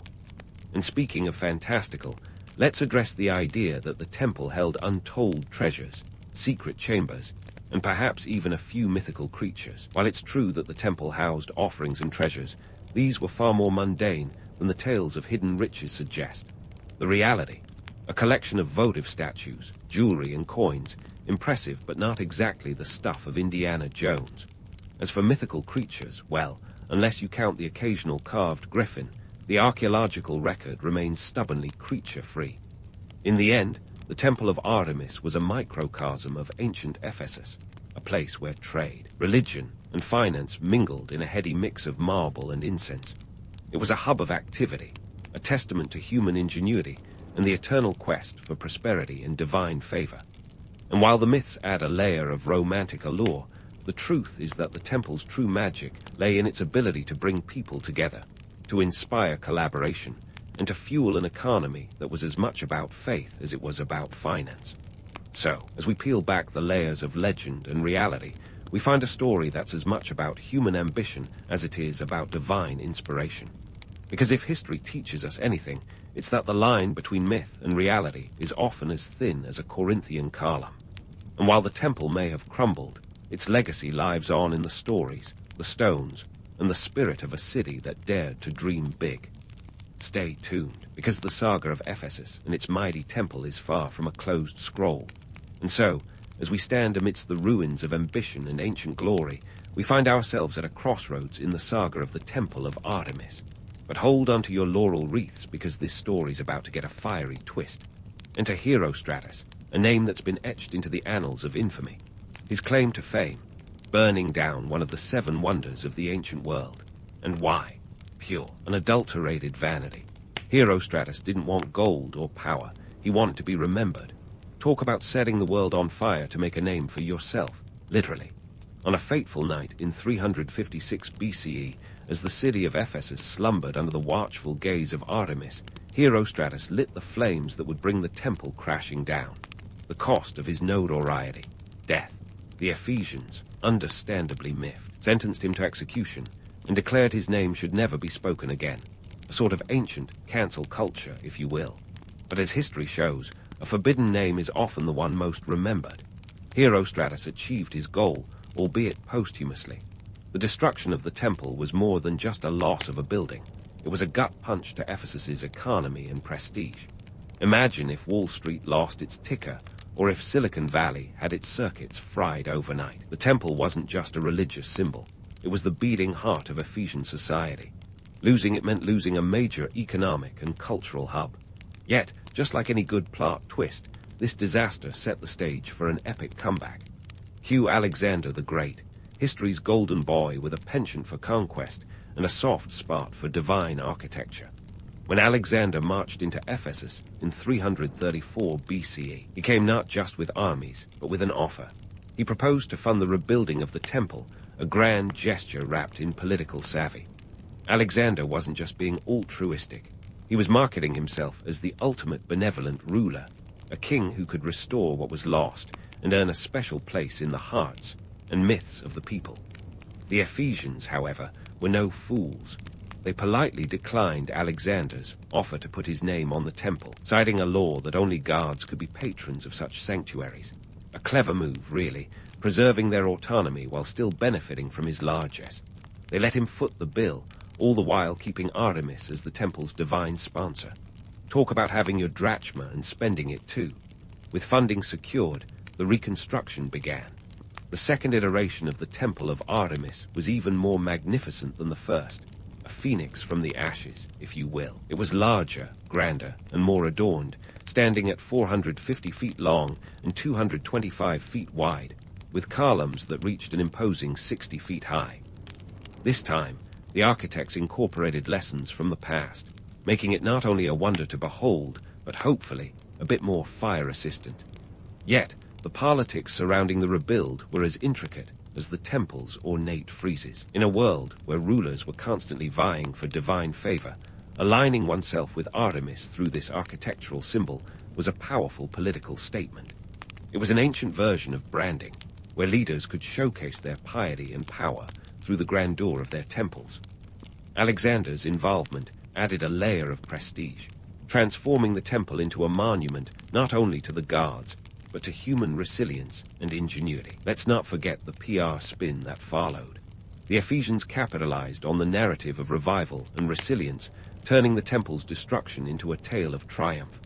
In the aftermath, they spun a story that the temple's burning was a divine sign.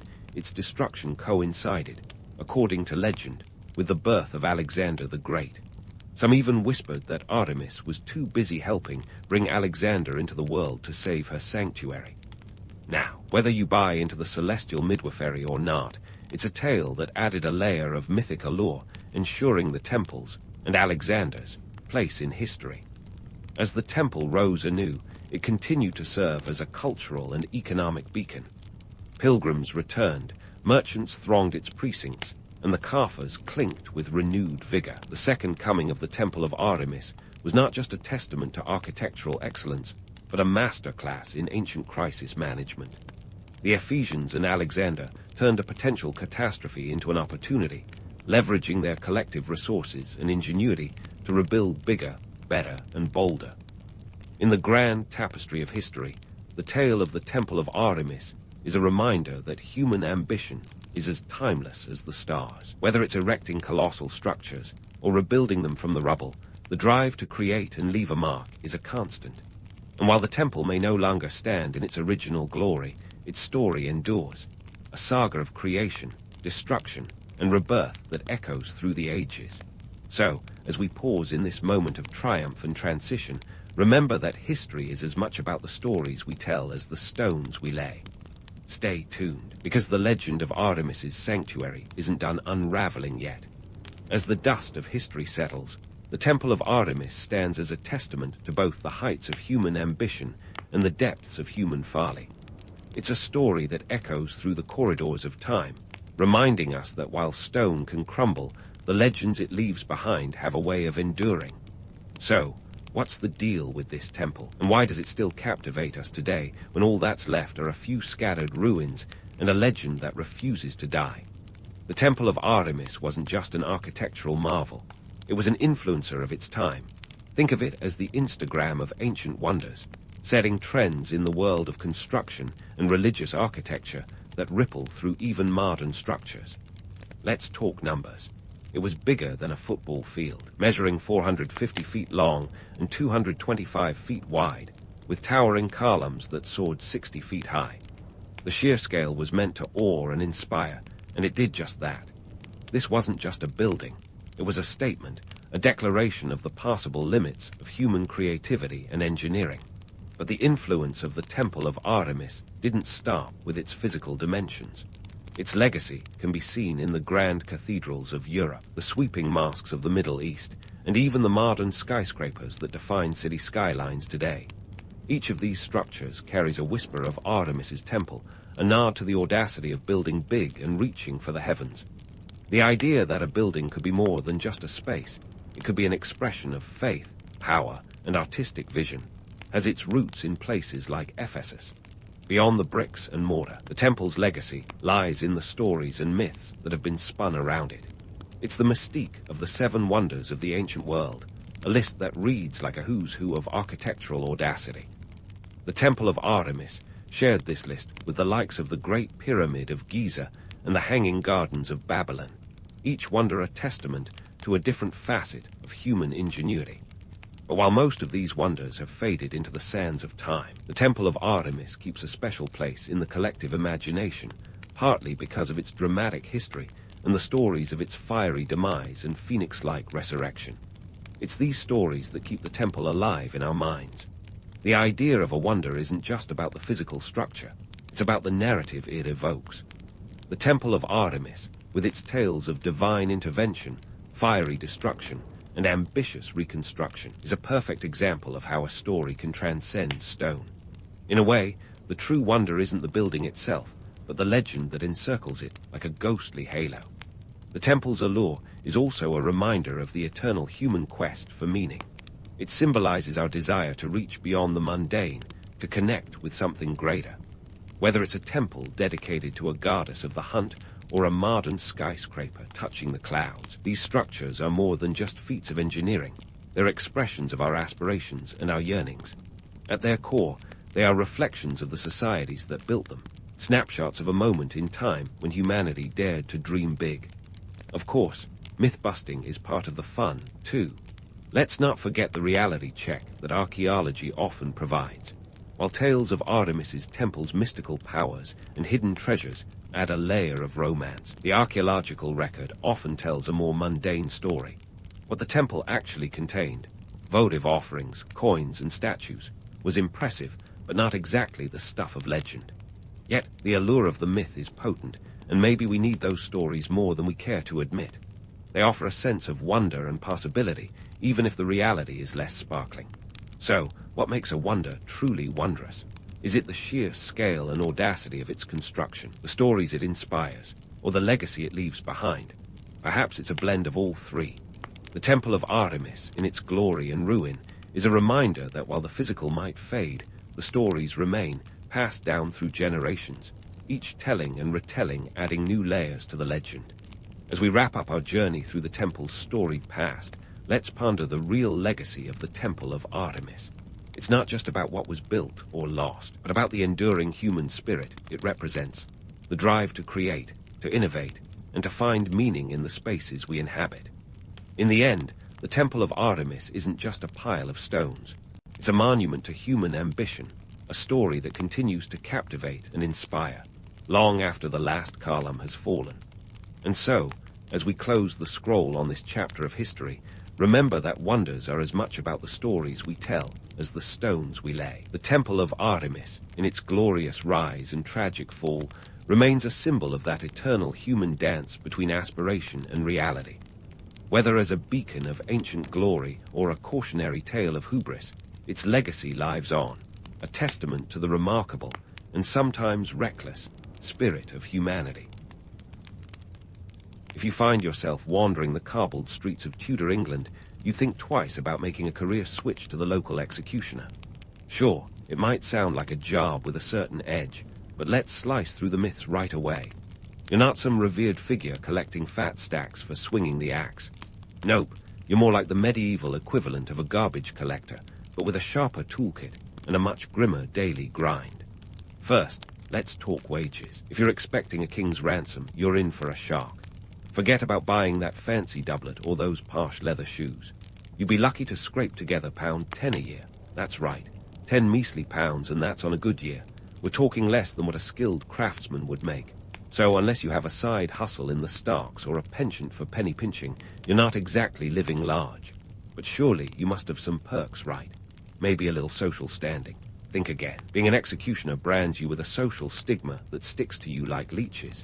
People would probably rather keep their distance, and let's be honest, you can't blame them. Your job is literally to end lives.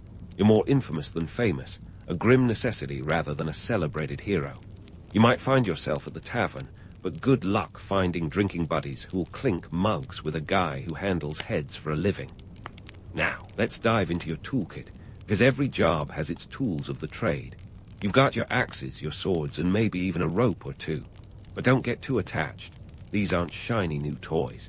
They're more like second-hand goods passed down through the sweaty palms of predecessors who weren't exactly known for their finesse. Sharpness, that's a luxury. You're often dealing with blunt instruments, which can make the whole affair less clean-cut and more hack job. It's a grim reality, but that's the Tudor way. Talk about a bad day at the office. Beyond the tools, you're also dealing with the unrelenting expectations of the crowd. Remember, you're not just performing a task, you're putting on a show. These public executions were the Netflix of the day, grisly entertainment for the masses. You've got to keep them entertained, hit those cuts clean, and make it memorable. No pressure, right? You mess up, and you're not just failing at your job, you're ruining someone's favorite show. The romantic notion that you're a shadowy figure of power is just that, a notion, and a heavily romanticized one. The reality is, you're a cog in the grim machinery of justice, a reluctant celebrity with a job that's as thankless as it is notorious. It's a role that's heavy with responsibility and light on perks. It's the stuff of legends, sure, but the kind of legends that are best left to the pages of history, not lived out in the flesh. So, next time you're daydreaming about a career change, maybe steer clear of the chopping block. But let's not just leave you hanging with tales of blunt axes and awkward tavern encounters. Let's get into the nitty-gritty of the Tudor justice system, where the executioner was required to play a crucial, if not entirely glamorous, role. You might think of justice today as somewhat orderly, a courtroom drama with a gavel and maybe a few slick lawyers. In Tudor England, however, justice was more like a chaotic stage play, and yes, you guessed it, the executioner got a front row seat and a starring role. First off, the legal framework. The Tudors were fans of laws, lots and lots of laws. By the mid-16th century, Henry Roman VIII had turned the legal system into his personal playground. The Treason Act of 1534. Yeah, that was a doozy. Speak ill of the king, and you could find yourself on the wrong end of a sword. And don't even get me started on the heresy laws. They were practically a revolving door of religious persecution. By the time Mary I, aka Bloody Mary, took the throne, the executioner's schedule was booked solid. Her reign saw the burning of nearly 300 Protestants, proving that when it came to religious zealotry, she wasn't messing around. Now, let's talk numbers, because who doesn't love a good stat in the middle of a grim discussion? Records suggest that during the Tudor period, especially under Henry Roman VIII and Mary I, England saw thousands of executions. It wasn't just about the number of heads rolling, though. It was about the message being sent. Public executions were the ultimate deterrent, or so they hoped. When you're in a society where theft could land you on the gallows, you think twice before lifting that loaf of bread. And how about the executioners themselves? Surely they must have been highly trained professionals, right? Not exactly. Becoming an executioner was less about choice and more about congratulations. You drew the short straw. Often, the role was passed down within families, more of a grim inheritance than a career aspiration. If you were really unlucky, you might become an executioner because you were caught committing a crime, and this was your way to avoid the noose. Talk about a career pivot. Training. Minimal at best. The notion of an executioner as a skilled craftsman is more myth than reality. Sure, some executioners became adept over time, but many were learning on the job, which is a terrifying prospect if you're the one on the block. It's like going to a doctor who picked up a scalpel for the first time last Tuesday. So, the myth of the executioner as a precision artist. Let's just file that under wishful thinking. The political and religious tides of the time meant that the executioner's workload could vary wildly. Under Henry Roman VIII, the axe swung for political enemies, adulterous queens, and anyone else who dared cross the king. Anne Boleyn and Catherine Howard, two of Henry's 6 wives, found this out the hard way. Fast forward to Mary I, and the executioner had to switch gears. Now it was heresy that filled the docket. Protestants this time, in a bloody flip-flop from her father's Catholic purges. But why such a reliance on public executions? Well, in a world without mass media, this was the ultimate form of state-sponsored propaganda. It was about control and fear, pure and simple. The authorities wanted you to know that stepping out of line had dire consequences. It was a reminder that the king or queen had the ultimate power over life and death, and you, as the executioner, were the living embodiment of that power, albeit a reluctant one. So, what did all this mean for our beleaguered executioner? Besides the obvious bloodstains on your conscience, it meant living at the mercy of politics and religion. Your workload wasn't dictated by a steady stream of criminals, but by the whims of a monarch and the shifting sands of faith. One day you might be executing a political rival, the next, a heretic. It was a job that demanded flexibility, if nothing else. Of course, the public had its own opinions. You were a necessary evil, an unfortunate cog in the justice machine. Some might see you as a villain, others as a grim hero. Either way, you weren't getting fan mail. But hey, at least you were never out of work, right? In a society where the gallows were as much a part of the landscape as the local tavern, job security wasn't something you had to worry about. So there you have it, a peek into the life of a Tudor executioner, where your role was as unpredictable as the weather and as grim as the job itself. Stay tuned, because there's more to this story, and trust me, it only gets darker from here. Speaking of darkness, let's shed some light on the cold, hard economics behind the executioner's job. If you think being an executioner in Tudor times came with a steady paycheck and a comfy retirement plan, think again. The financial landscape was as grim as the job itself. Picture this. You're not only paid peanuts, about £10 a year, remember, but you're also footing the bill for your own tools. That trusty axe, it's not a royal gift. It's an investment, and a pricey one at that. A decent axe could set you back a few shillings. And heaven forbid you need a new one. Supply chains weren't exactly streamlined in the 16th century. Now, if you were an itinerant executioner, traveling from town to town, your life didn't just include swinging axes, but also managing a travel budget. Imagine the Tudors had their own version of a roadie, minus the rock and roll. You had to pay for your horse's feed, your lodging, and whatever meals you could rustle up along the way. Each journey was a financial balancing act on a tightrope over a pit of unpaid wages. Miss a step, and you'd find yourself in debt faster than you could say, off with their head. And speaking of wages, getting paid wasn't always a guaranteed affair. Some towns had a reputation for being stingy, holding back payment until the local lord felt like opening the coffers. You could end up executing someone in one town, only to chase down your payment in the next. It was a game of cat and mouse, except with less charm and more desperation. But hold on, don't despair just yet. Where there's grim necessity, there's always opportunity. Enter the side hustle era of the Tudor executioner. You see, the medical field was just beginning to blossom, and with it came a rather macabre demand for anatomical specimens. Executioners found themselves in the unique position to supply freshly deceased bodies, or parts thereof, to medical schools. A severed head or a few limbs could fetch a decent price from an eager anatomist keen on uncovering the mysteries of the human body. This side business wasn't just lucrative, but also oddly legitimizing. Suddenly, you weren't just the guy swinging the axe. You were a crucial link in the chain of medical progress. Selling body parts might sound like a gory footnote in a horror story, but in Tudor times, it was a pragmatic way to make ends meet and perhaps even gain a sliver of professional respect. It was a grim reminder that in an era where survival was a daily struggle, even the grimmest opportunities were grasped with both hands. Now let's delve into how these economic realities seeped into the personal lives of executioners. Being the local executioner didn't exactly win you invites to the neighborhood potluck. Your neighbors might eye you with a mix of fear and disdain, your social life as barren as a medieval wasteland. But with a little extra coin from your anatomical side gig, you might just afford a few creature comforts, a better ale here, a softer bed there. Despite the stigma, some executioners embraced their role, leveraging their unique position to carve out a niche in their communities.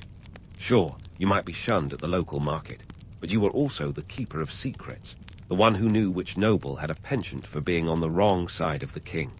It made you both feared and indispensable, a social tightrope walk that could either isolate you or bolster your standing, depending on how you played your cards.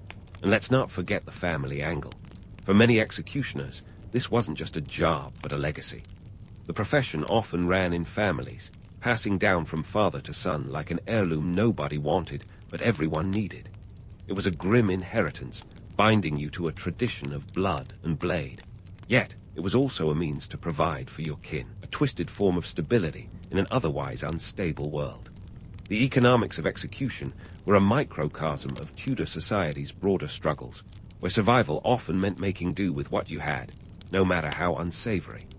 The executioner's life was a testament to the resilience and ingenuity required to navigate a world where the line between life and death was razor thin. So, as you ponder the notion of swinging swords and pocketing pence, remember that even in the darkest of roles, the human spirit found ways to adapt and endure. Next time, we'll dive even deeper into the annals of Tudor justice, exploring the unseen pressures and unexpected allies that shaped the executioner's world. But for now, let's leave our beleaguered executioner to count his shillings and contemplate the next head on the block. After all, in a world as unpredictable as a Tudor court, you never knew when the axe would next find its mark. As our beleaguered executioner counts his shillings and contemplates the next head on the block, let's pivot to the psychological toll of swinging the axe in Tudor England. It's not exactly a soothing bedtime story, and certainly not a gig for the faint of heart. Imagine waking up each day knowing your job involves ending lives, and not in a metaphorical, "I killed it at work today" kind of way. It's a grim reality that leaves more than just bloodstains. It leaves scars on the soul. Public disdain was the first bitter pill to swallow. You were as popular as a plague rat at a picnic. Despite your critical role in the justice system, society treated you like the creepy uncle everyone tries to avoid at family gatherings.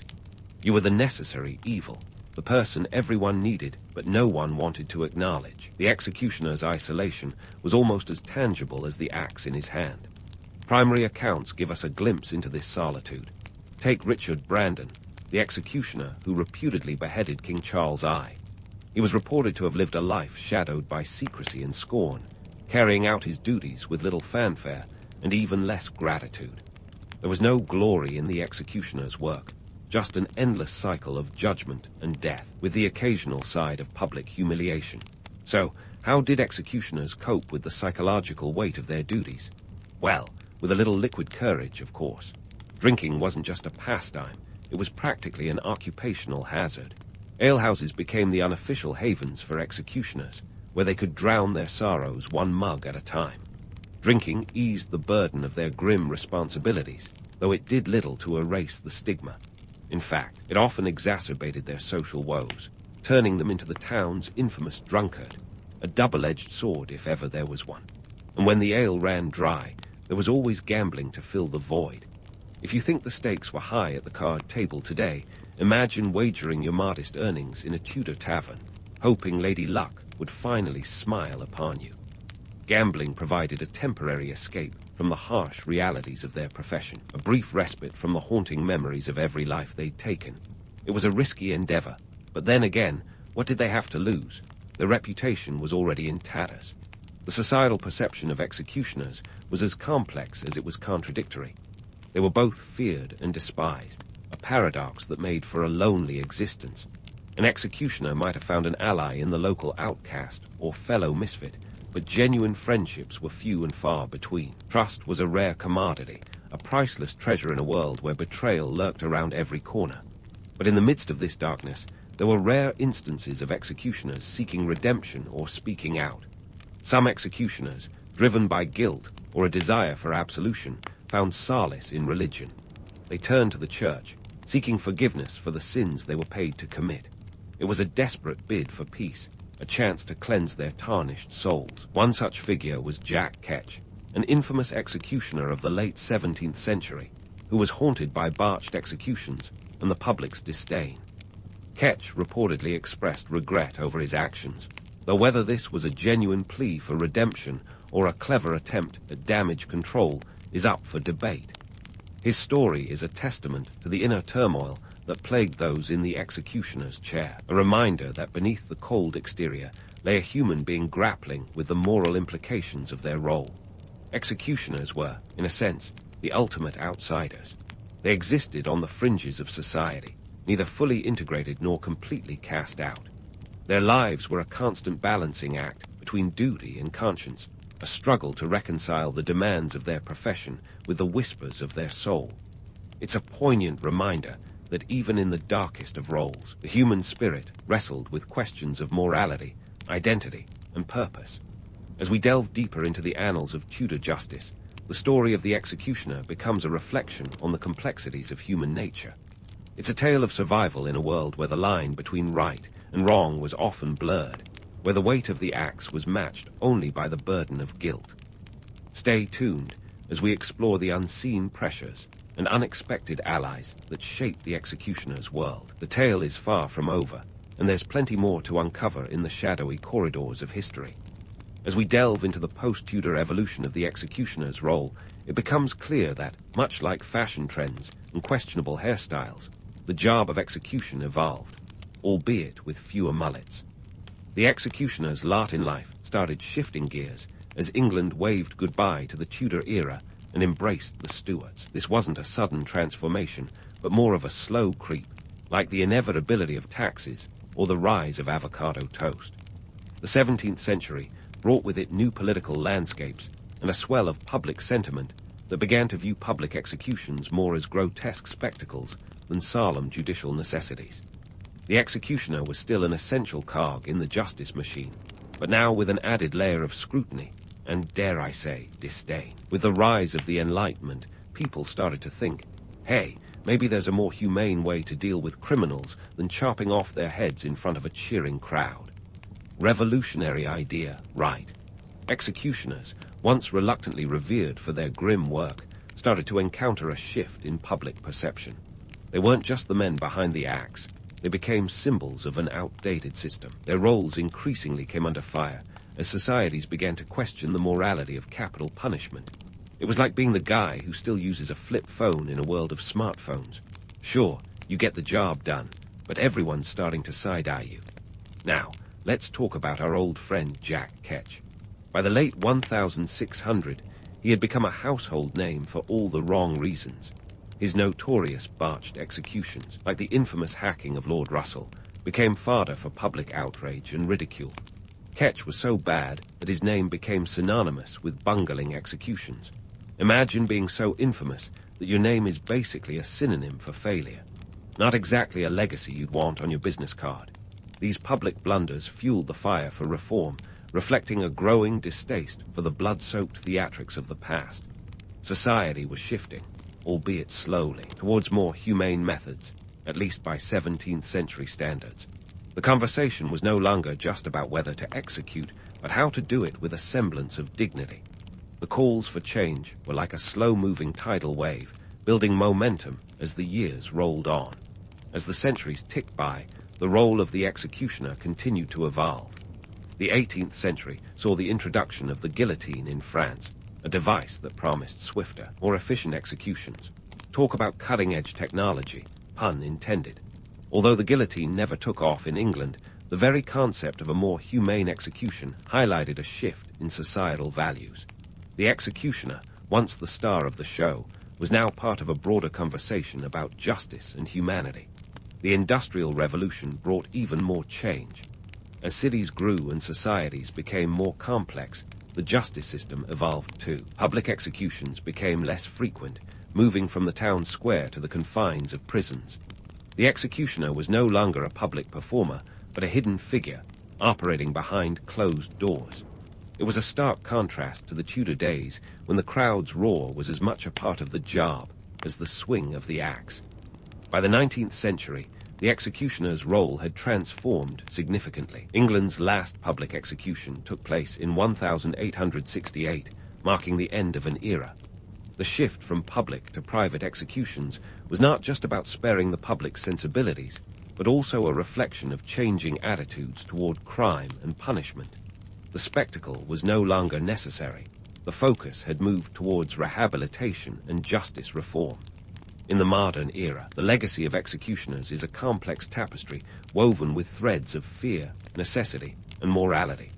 While the romanticized image of the Grim Reaper with a hood and axe persists in media, the truth is far less glamorous. Today's portrayals, from movies to video games, often miss the mark, glossing over the harsh realities and ethical dilemmas the historical executioner faced. They were not just executioners, they were products of their time, caught in the turbulent tides of history. So how does history remember those who wielded the axe? It's a mixed bag.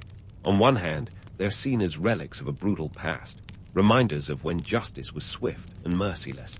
On the other, they're viewed as necessary evils, tasked with maintaining order in a world teetering on chaos.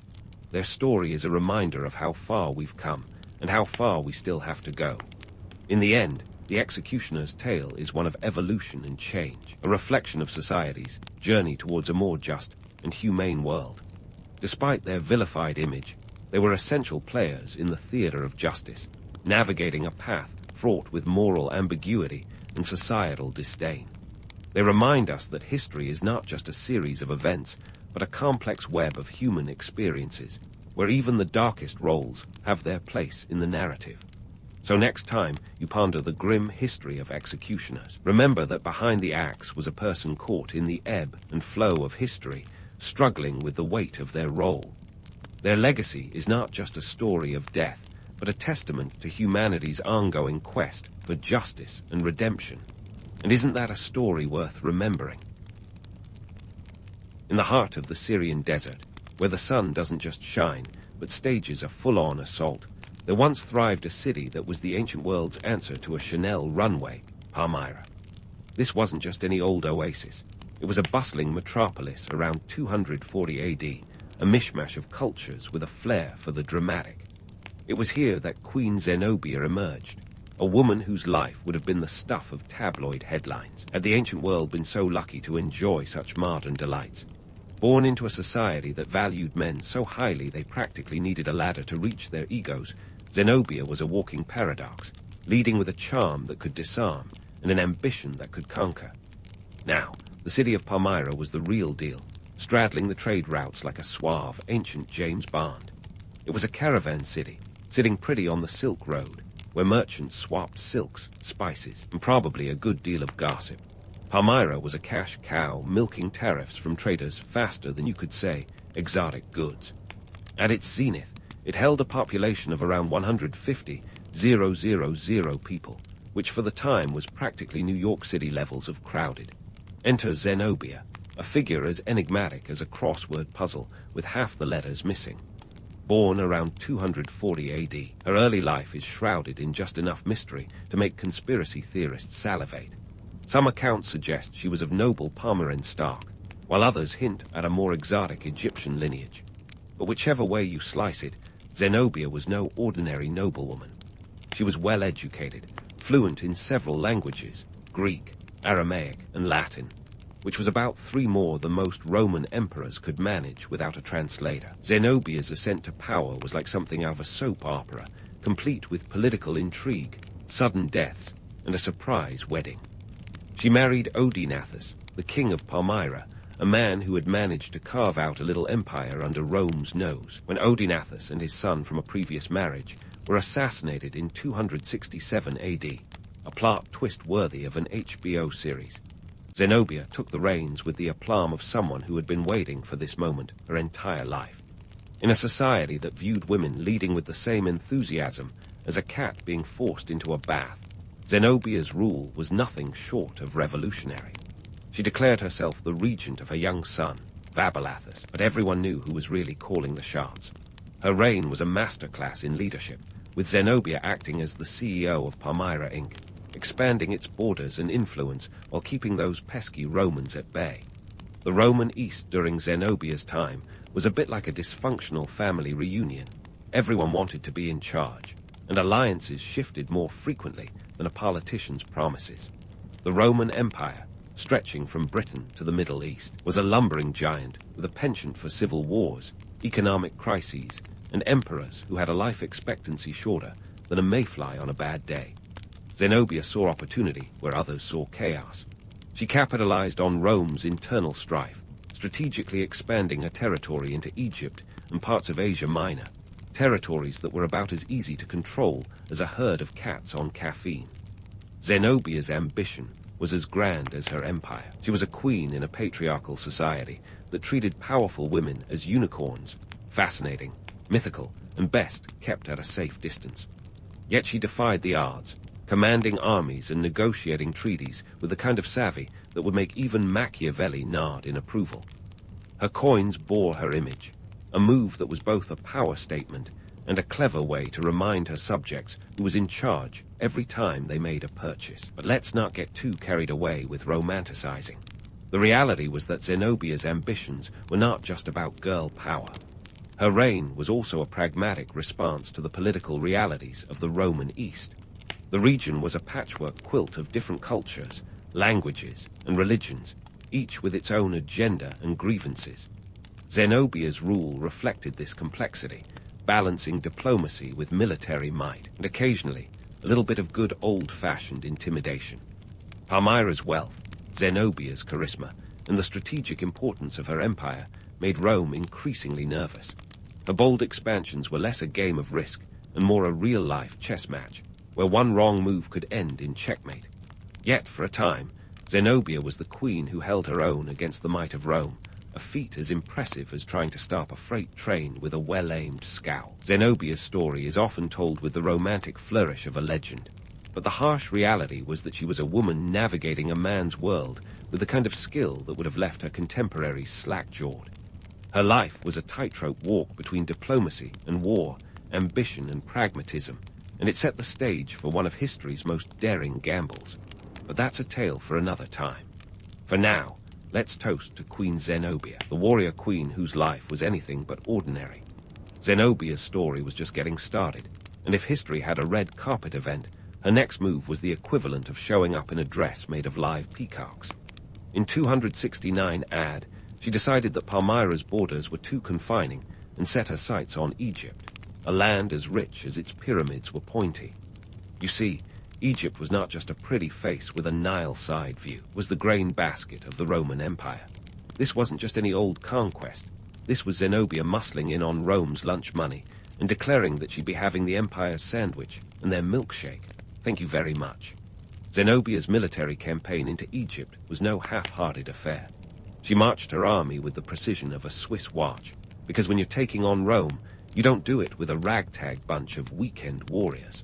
Her forces were a professional outfit, likely numbering around 70,000, which sounds like a lot until you remember that Rome had legions that could practically fill a World Cup stadium. But Zenobia had something Rome didn't, the element of surprise and a good understanding of local politics. She capitalized on Egypt's internal divisions, winning over key local leaders and ensuring that when her army arrived, it was more welcome wagon than hostile takeover. With Egypt under her control, Zenobia was no longer just a regional power player. She was a full-blown contender on the imperial stage. Her picture-perfect coup was like a scene from a heist movie, where everything goes off without a hitch, leaving the Romans in a daze, scratching their heads and wondering if they'd just been outmaneuvered by a woman in a world where such a thing was unthinkable. But Zenobia wasn't just after Egypt's golden grain fields. She was after legitimacy. By controlling Egypt, she sent a clear message. Palmyra was not just some provincial upstart. It was an empire in its own right. Her son Vabilathus was declared Augustus, a title that made Roman emperors twitch like they'd found a scorpion in their sandals. But the piece de resistance was Zenobia herself taking the title of Augusta. Talk about a power play. She was essentially saying, "Move over, Rome. There's a new empire in town." Rome, of course, didn't take kindly to this audacious declaration of independence. The Roman Empire was a bit like that overbearing boss who insists on micromanaging every detail, from Britain to Syria. The idea that a queen from a desert city could challenge their authority was as shocking as it was insulting. And so, Rome's response was predictably indignant, with Emperor Aurelian, a man known for his military prowess and his less-than-sunny disposition, taking it upon himself to restore order. But Zenobia wasn't about to back down. She was the underdog in this story, the Rocky Balboa to Rome's Apollo Creed, if you will. Her defiance was not just a bold move, it was a statement of intent. She was challenging the very notion of Roman supremacy, and for a brief, shining moment, it seemed like she just might succeed. Zenobia's empire, stretching from Egypt to Asia Minor, was a testament to her vision and strategic acumen. She governed with a deft hand, balancing the needs of her diverse subjects like an expert juggler. Her administration was a blend of Roman and local practices, a pragmatic approach that kept her empire functioning smoothly. She didn't just conquer, she administered and integrated, ensuring that her subjects felt like partners rather than pawns in her imperial game. The Roman Empire, on the other hand, was not exactly the model of efficiency at this point. With emperors changing faster than fashion trends and civil wars popping up like whack-a-mole, it was an empire in need of some serious therapy. Zenobia's challenge highlighted these weaknesses, and for a moment, the possibility of a new world order seemed within reach. Yet, as captivating as Zenobia's story is, it's essential to remember that her ambitions were not just born out of a desire for power. They were also a response to the geopolitical realities of the time. The Roman East was a melting pot of cultures, religions, and languages, each with its own set of challenges. Zenobia's rule reflected this complexity, and her expansionist policies were as much about ensuring Palmyra's survival as they were about empire building. Her takeover of Egypt was a masterstroke, leveraging her military and diplomatic skills to achieve what many thought impossible. But it was also a gamble, one that put her on a collision course with Rome. It was a classic David and Goliath story, with Zenobia playing the role of the audacious upstart challenging the might of an empire. And while her story is often romanticized, the harsh reality was that she was a woman navigating a man's world, walking a tightrope between ambition and pragmatism. Zenobia's expansionist policies and military campaigns were a testament to her strategic genius, but they also set the stage for an epic showdown with Rome. Her declaration of independence was not just a political move, it was a challenge to the very fabric of Roman authority. And as the Romans marshaled their forces to confront this desert queen, the world watched, captivated by the drama unfolding in the sands of the East. The stage was set for a confrontation that would determine the fate of empires. But that, dear friends, is a tale for another day. For now, let's savor the audacity of a queen who dared to dream big, challenging the might of Rome with the courage of a lioness. As the drama in the desert reached its crescendo, the Roman Empire finally decided it had enough of this audacious challenge from a city that was, quite literally, an oasis in the sand. Enter Aurelian, the Roman emperor whose motto might as well have been, "Go big or go home." Because when it came to military campaigns, subtlety was not his strong suit. Aurelian was the kind of guy who looked at a map, saw a problem, and thought, I can fix that with a few legions and some serious grit. In 272 AD, Aurelian launched his counteroffensive against Palmyra, and it was anything but half-hearted. Picture an empire-wide call to arms. Legions were summoned from as far away as the Danube frontier, each soldier probably grumbling about the sand in their boots even before they hit the desert. Aurelian wasn't just bringing an army, he was bringing the Roman army, a force that had perfected the art of organized mayhem. We're talking about a juggernaut of around 50,000 men, all meticulously trained, disciplined, and ready to remind the world why Rome wasn't built in a day. It was built because they had legions like these. Now, let's not pretend Zenobia was just twiddling her thumbs as the Romans marched. Palmyra was no slouch in the military department either. Zenobia had an army that, while not as vast as Rome's, was fiercely loyal and well-versed in the art of desert warfare. Her forces were a mosaic of Palmyrans, Arabs, and even some former Roman soldiers who had switched sides, possibly because they fancied a warmer climate or were just fond of Zenobia's no-nonsense leadership. She might have had fewer men, estimates suggest around 70,000, but she had the home turf advantage, and her troops knew the terrain like the back of their hands. The clash, when it came, was less a battle and more an epic showdown. Aurelian marched his legions through Asia Minor, knocking over minor rebellions like a domino enthusiast on a caffeine high. Meanwhile, Zenobia pulled out all the stops to hold her ground, calling upon every ally and resource she could muster. The result was a series of skirmishes that were as much about psychological warfare as they were about swords and shields. One of the most famous encounters was the Battle of Ayyubid, where Aurelian's forces faced off against the Palmyran cavalry. The Romans, ever the tactical masterminds, used their classic feigned retreat maneuver, a move that was as old as it was effective. They lured Zenobia's cavalry into a trap, and once the Palmyrans took the bait, the Romans struck with the precision of a Swiss watch.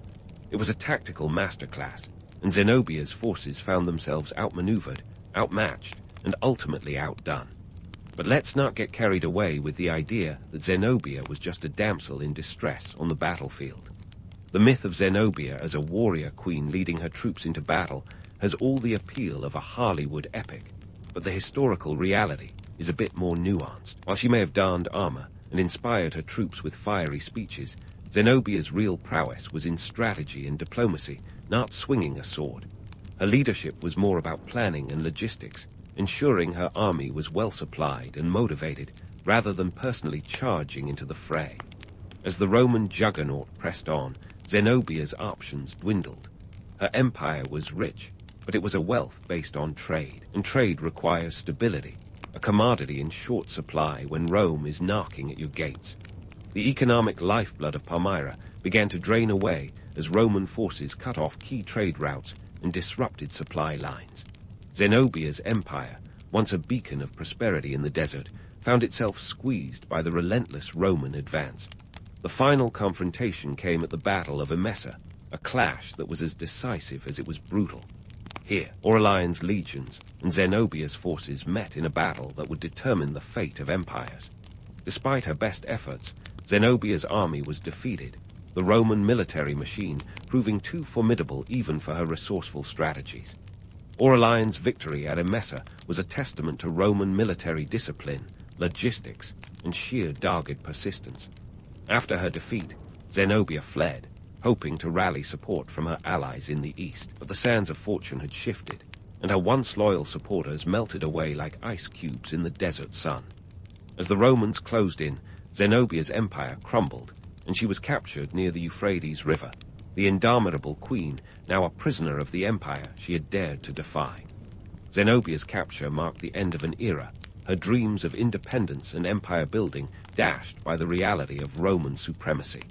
Yet, even in defeat, her legacy endured. She was brought to Rome, not as a broken queen, but as a symbol of resistance and ambition. Aurelian, ever the showman, paraded her through the streets of the capital in a triumph, a spectacle that was as much about Roman power as it was about Zenobia's audacious challenge. But let's not get too wrapped up in the spectacle of it all. Zenobia's story is more than just a tale of rise and fall. It's a reminder of the complexities of power and the precarious nature of ambition. Her empire, built on trade, diplomacy, and strategic acumen, was a testament to her vision and leadership. Yet it was also a product of its time, a response to the chaotic, ever-shifting dynamics of the Roman East. Zenobia's legend endures, not just because of her daring defiance of Rome, but because she embodies the eternal struggle against the odds, the audacity to dream big in a world that often insists on playing small. Her story is a tapestry of myth and reality, a blend of romantic legend and harsh historical truth. And while her empire may have crumbled, the echoes of her reign continue to resonate through history, a testament to a queen who dared to dream in the sands of the Syrian desert. As for Aurelian, his victory over Zenobia was a crowning achievement, a demonstration of Roman might that would secure his place in history as one of the empire's great military minds. Yet, even he must have known that his victory was but a fleeting triumph in the grand tapestry of history. The Roman Empire, with all its might and majesty, was a beast forever hungry for stability, and Zenobia's challenge was a reminder of just how fragile that stability could be. But fear not, dear listener, because Zenobia's legend, like all great stories, is far from over. Her story, a mix of ambition, resilience, and the harsh realities of power, continues to unfold, leaving us with more questions than answers. As we move forward, we'll explore the aftermath of her defeat, the fate of Palmyra, and the legacy of a queen who dared to challenge an empire. So stay tuned, because the sands of history are still shifting, and there's plenty more to uncover in the captivating saga of Zenobia, the warrior queen who dared to defy Rome. As the dust settled on Zenobia's capture. The Roman Empire was gearing up for a spectacle that would make a Super Bowl halftime show look like a quaint family picnic. You see, the Romans had a flair for the dramatic, and nothing says, "We're better than you," quite like a triumphal parade through the eternal city. Now, if you think modern politicians love their pomp and circumstance, just wait until you hear about the Roman triumphs, a traveling circus of ego, glory, and the occasional elephant for good measure. Auraline, having successfully put Zenobia's rebellion to bed, decided it was high time to show off his prize catch. And what better way than to march her through Rome in chains, a living testament to Roman might. Picture it. Chariots, soldiers, exotic animals, and mountains of loot paraded through the city, with Zenobia as the piece de resistance. It was like the Academy Awards, only with more armor and fewer acceptance speeches. But before we get too carried away with the glitz and glamour, let's delve into the nitty-gritty. The Roman triumph was essentially a victory lap for generals who had done something spectacular, like conquering a rebellious queen or annexing new territories. It was part parade, part propaganda, and all about reminding everyone just who was in charge. Now, Zenobia's presence in this parade was no accident. She was the embodiment of defiance, a queen who had dared to thumb her nose at Rome. Auraline, ever the showman, knew the value of a good visual. Her defeat was more than just a military victory. It was a narrative coup, a chance to reinforce the idea of Roman invincibility. So, as the crowds lined the streets, Zenobia, once a queen, found herself shackled, reportedly in golden chains. Because if you're going to be humiliated, you might as well do it in style. The Roman populace, always up for a bit of schadenfreude, watched as the procession wound its way through the city. The air was filled with the clamor of trumpets and the cheers of onlookers, each one reveling in the spectacle unfolding before them. But while the parade was a moment of triumph for Rome, it was a moment of reflection for Zenobia. Her empire had crumbled, her ambitions thwarted, and yet, even in chains, she cut a figure of dignity and resilience. As for Auraline, his triumph was a masterclass in political theater. The parade wasn't just about celebrating a win, it was about sending a message. Rome was a city built on power, prestige, and the occasional bout of backstabbing. Auraline's display was a reminder to both Romans and outsiders that the empire was still a force to be reckoned with. It was a spectacle to cement his reputation as a restorer of the Roman world, a leader who had brought order to chaos. But what happened to Zenobia after the parade? Here's where history gets a bit murky, like trying to see through a sandstorm. Some accounts suggest she was executed, a grim end for a woman who had once ruled an empire. Others, perhaps more romantically inclined, claim she was granted a villa in Tibur, modern-day Tivoli, and lived out her days in relative obscurity. This version paints Zenobia as a Roman matron, marrying a senator and raising a family, quite the pivot from leading armies and challenging emperors. It's tempting to lean into the romanticized version, where Zenobia, ever the survivor, finds a new life amidst Roman society. After all, who doesn't love a tale of resilience and reinvention? However, the truth is likely more complicated, lost to the sands of time and the whims of Roman chroniclers. What we do know is that Zenobia's legacy endured, her story a cautionary tale of ambition and the perils of challenging the status quo. Zenobia's fate, whether in exile or execution, underscores the harsh realities of power. Her capture was a reminder of the precariousness of empire, a testament to the shifting sands of fortune. For Auraline, her defeat was a feather in his cap, a symbol of Roman dominance. Yet for Zenobia, it was the end of a chapter, the culmination of a life spent defying the odds. In the grand tapestry of history, Zenobia's story is a vivid thread, woven with ambition, resilience, and the eternal struggle for power. Her life, marked by triumphs and trials, is a reminder of the complexities of leadership and the fickle nature of fate. As we ponder her legacy, we're left with more questions than answers, a testament to the enduring mystery of her life. So, as we leave Zenobia in the pages of history, let's not forget the lessons her story imparts. Her tale is one of audacity and ambition, of a queen who dared to dream in a world that often punished such dreams. Whether in chains or in a villa, Zenobia's legacy is a testament to the indomitable spirit of a woman who refused to be defined by the limitations of her time. Her story, like all great legends, leaves us with a sense of wonder and a reminder that history is as much about the questions as it is about the answers. And with that, dear listener, we prepare to move forward, exploring the aftermath of Zenobia's defiance and the impact of her rebellion on the Roman world. The stage is set for new stories, new challenges, and new lessons as we continue to delve into the rich tapestry of history. Stay tuned, for the sands of time have many more secrets to reveal. Zenobia's capture may have drawn the curtain on her rebellion, but her legacy was just getting started. The sands of history are funny that way. Sometimes they bury the past, and other times they preserve it, like a desert's own time capsule. Zenobia's story is one of those that stayed above the dunes, a testament to her audacity and ambition. But as we sift through the grains of her legacy, it's essential to separate the gold from the glitter, the myths from the reality. First, let's address the elephant in the room, or in Zenobia's case, the camel. The romanticized image of Zenobia as a warrior queen leading her troops into battle is as alluring as it is misleading. Sure, it's a story that fits snugly into the narrative of a Hollywood blockbuster, complete with valiant charges and stirring speeches. But the truth is, Zenobia's battles were won with her brain, not her brawn. She was a strategist par excellence, a leader who wielded influence rather than swords. Her real battles were fought in the halls of power, through treaties and trade agreements, not on the front lines. Zenobia's legacy as a symbol of defiance is where the story gets interesting. In a world that was as patriarchal as a Roman Senate meeting, she stood out like a peacock in a pigeon coop. She was a queen who didn't just play the game, she rewrote the rules. Her reign challenged the status quo, shaking up the Roman Empire and sending ripples through history that continue to echo today. Her defiance was a beacon for those who dared to dream in a world that often punished such dreams. She was like a historical role model for every underdog who ever dared to question the powers that be. Fast forward to today, and Zenobia's story finds new resonance in the ongoing conversation about leadership and gender dynamics. In a modern world still grappling with glass ceilings and gender pay gaps, Zenobia's tale is a reminder that leadership is about more than just wielding power. It's about vision, strategy, and the courage to stand firm in the face of overwhelming odds. She was a woman who wore her ambition like a crown and wielded her intellect like a weapon.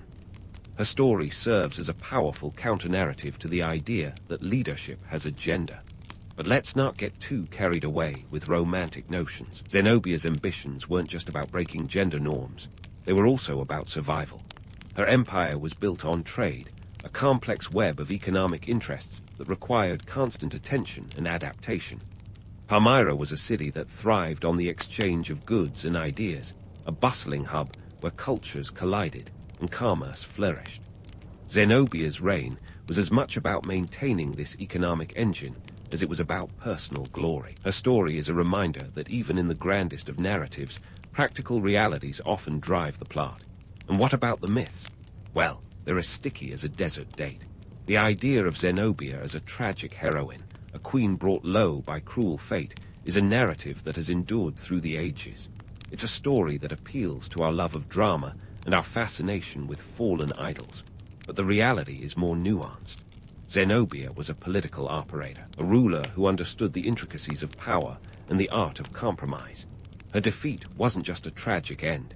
It was a testament to the volatile nature of empire and the precariousness of ambition.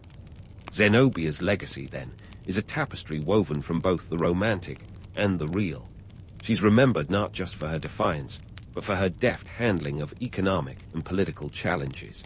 Her story is a blend of legend and reality, a testament to the complexities of power and the enduring allure of a queen who dared to challenge an empire.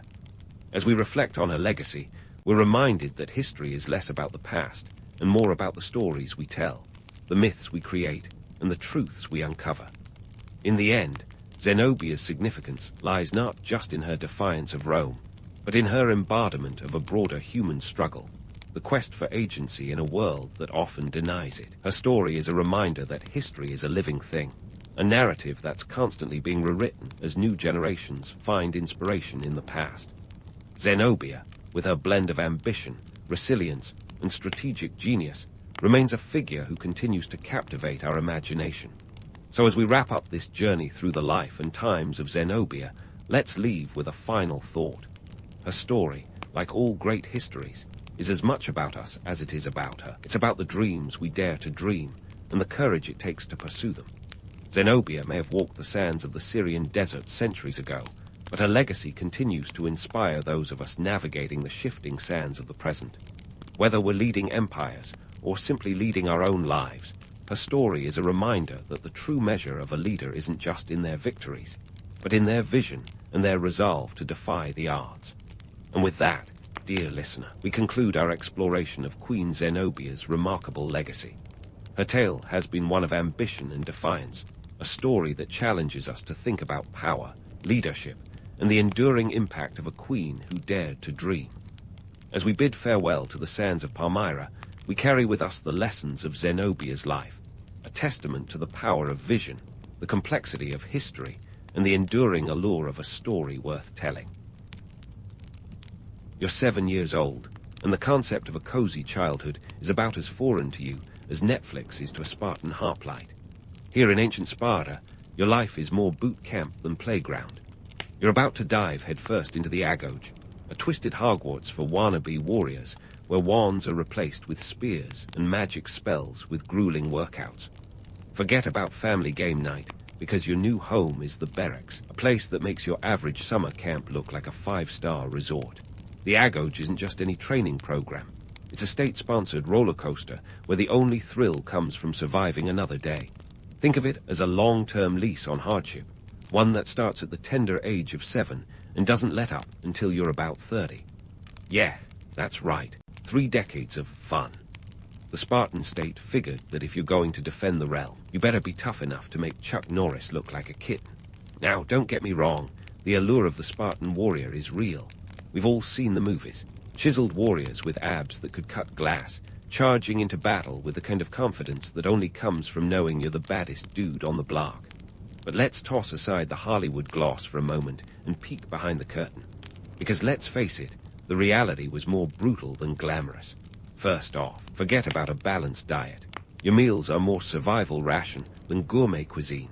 You'll be dining on a delightful dish called black broth, a concoction so infamous that even ancient food critics couldn't find a nice word to say. Imagine pork, vinegar, and blood mixed into a soup that would make a modern-day chef weep. And that's on a good day.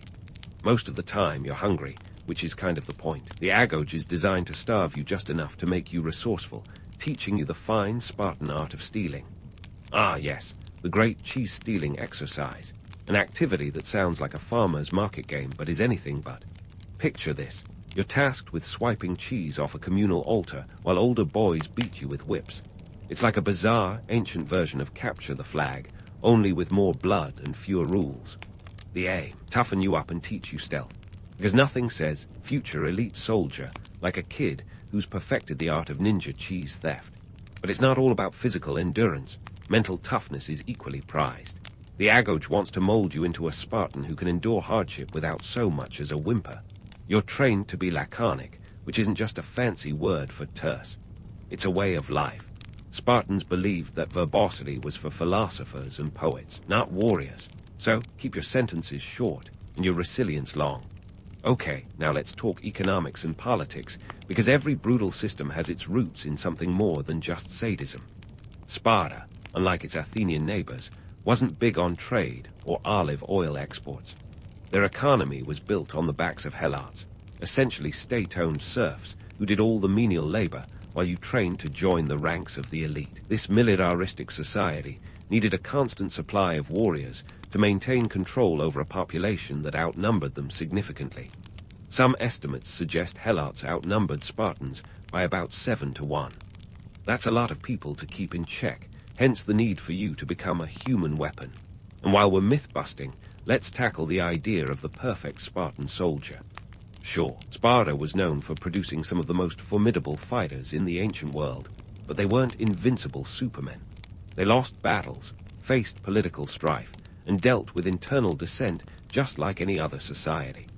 Their military prowess was partly a PR stunt designed to intimidate adversaries and keep their own citizens in check. So, as you lay on your scratchy straw mat in the barracks, staring at the ceiling and contemplating another day of grueling exercise, remember that this isn't just about personal glory. It's about serving a state that demands sacrifice and discipline above all.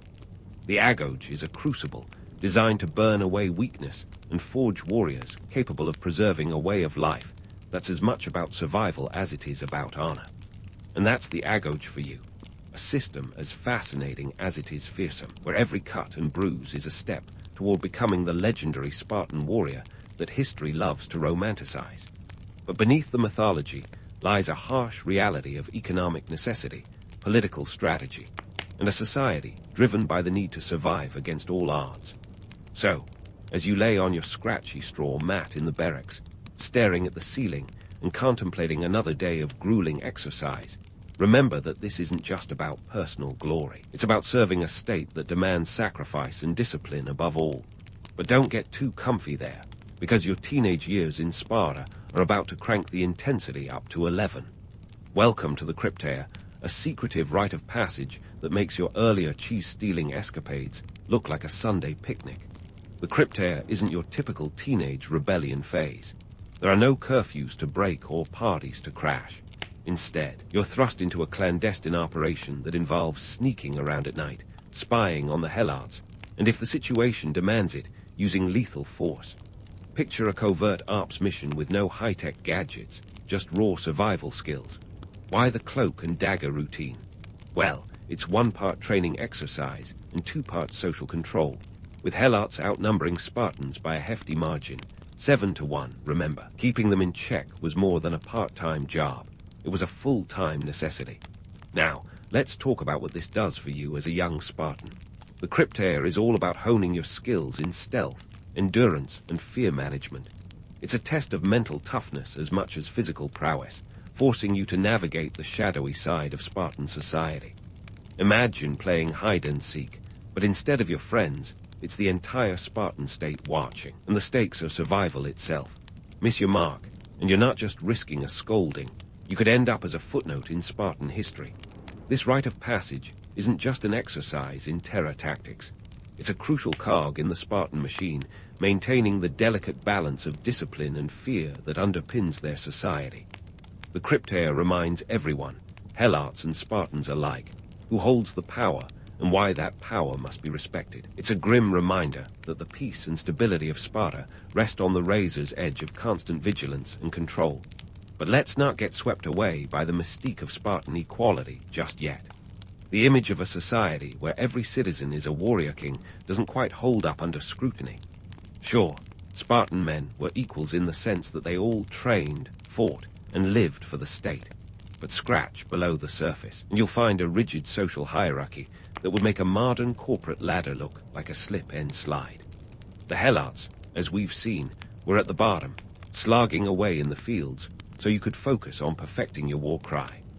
Above them were the Perioikoi, free but non-citizen inhabitants who handled the trade and craftwork that kept the Spartan economy from collapsing under its own militaristic weight. They didn't get the full Spartan treatment, but were crucial cogs in the machine nonetheless. And then there's the tantalizing topic of Spartan women. Unlike their Athenian counterparts, Spartan women enjoyed a level of freedom that bordered on revolutionary for the time. They could own property, inherit wealth, and were expected to maintain physical fitness. The reasoning: a strong mother equals strong sons, and Sparta needed every able-bodied warrior it could muster. But let's not kid ourselves into thinking this was some sort of ancient feminist utopia. Spartan women were still primarily valued for their ability to produce future soldiers, and their rights were ultimately tied to the needs of the state. As you navigate these teenage trials, remember that the stakes are more than just personal achievement. You're part of a system that relies on a delicate balance of power, fear, and discipline. The Crypteia is your initiation into this world, a brutal reminder that the glory of the Spartan warrior is built on a foundation of necessity and control. So, as you creep through the night, sharpening your skills and instincts, you're shaping your role in a society that demands unwavering loyalty and resilience. This rite of passage is more than just a test of endurance. It's a step towards becoming the kind of Spartan who can uphold the legend while confronting the harsh realities that lie beneath. The path ahead is fraught with challenges, but every step brings you closer to understanding the true nature of Spartan life, where ideals and reality collide in a gritty dance of survival. And just like that, you're not just a trainee anymore. You're on the precipice of becoming a full-fledged Spartan, ready to uphold a legacy that's as brutal as it is storied. But remember, the journey doesn't end here. There's more to uncover in the complex tapestry of Spartan society, where every victory is tinged with sacrifice, and every legend has its shadowy counterpart. As you stand on the brink of adulthood, the Spartan warrior identity looms large. Gone are the days of cheese theft and shadowy cryptair missions. You're about to experience the culmination of years of brutal training, the battlefield. And let me tell you, it's not the sunlit glory fest that Hollywood makes it out to be. Welcome to the Phalanx, the ancient world's version of synchronized swimming, only with more spears and fewer sequins. The Phalanx formation is the spine of Spartan military strategy. Imagine a human tank, rows of soldiers, shoulder to shoulder, shields interlocked, creating a wall of bronze and muscle. You better have a strong neck because those helmets weigh as much as a small dog. The guy next to you, yeah, his shield is your life insurance policy. If he flinches, you're toast. No pressure. This military tactic was as much about psychological warfare as physical dominance. Picture the enemy, staring down a juggernaut of disciplined warriors, each step a unified thud that could rattle your bones. The Phalanx's strength was in its unity, which is why every Spartan soldier knew that personal glory came second to the group's success. It was like being in a rock band, but instead of a killer guitar solo, you were trying to avoid getting a spear through the gut. Now, why did Sparta lean so heavily on this approach? The answer lies in economics and politics, those ever-present puppeteers of history. Spartan warfare wasn't just about flexing military muscle. It was a matter of survival. With a population of helots who outnumbered citizens by an uncomfortable margin, maintaining control was crucial. Wars kept the Spartan economy ticking and their political power sharp. Plus, conquering and intimidating neighbors wasn't just good strategy, it was good business. But let's pop the bubble of Spartan invincibility for a moment. Sure, they were formidable, but they weren't guards. The romanticized image of the unstoppable Spartan warrior, it's mostly ancient PR. They faced defeats and endured heavy casualties just like everyone else. Take the Battle of Leuctra in 371 BCE, where the Thebans handed them a crushing defeat. Ouch, so much for invulnerability. Speaking of battles, let's dive into one of the most famous, Thermopylae. The stuff legends are made of. In 480 BCE, King Leonidas and his 300 Spartans took a stand against Xerxes' Persian horde. It's the ultimate underdog story, but the reality is a bit more nuanced. First off, it wasn't just 300 Spartans. There were about 7,000 Greeks from various city-states. And while the Spartans fought valiantly, they were ultimately outflanked and overwhelmed. The real victory, the strategic delay that allowed Greece to regroup and eventually triumph. Thermopylae's allure isn't just the heroism, it's the narrative of sacrifice for a greater good. The Spartan stand became a rallying cry for unity, an ancient version of Remember the Alamo, only with fewer cowboys and more hoplites.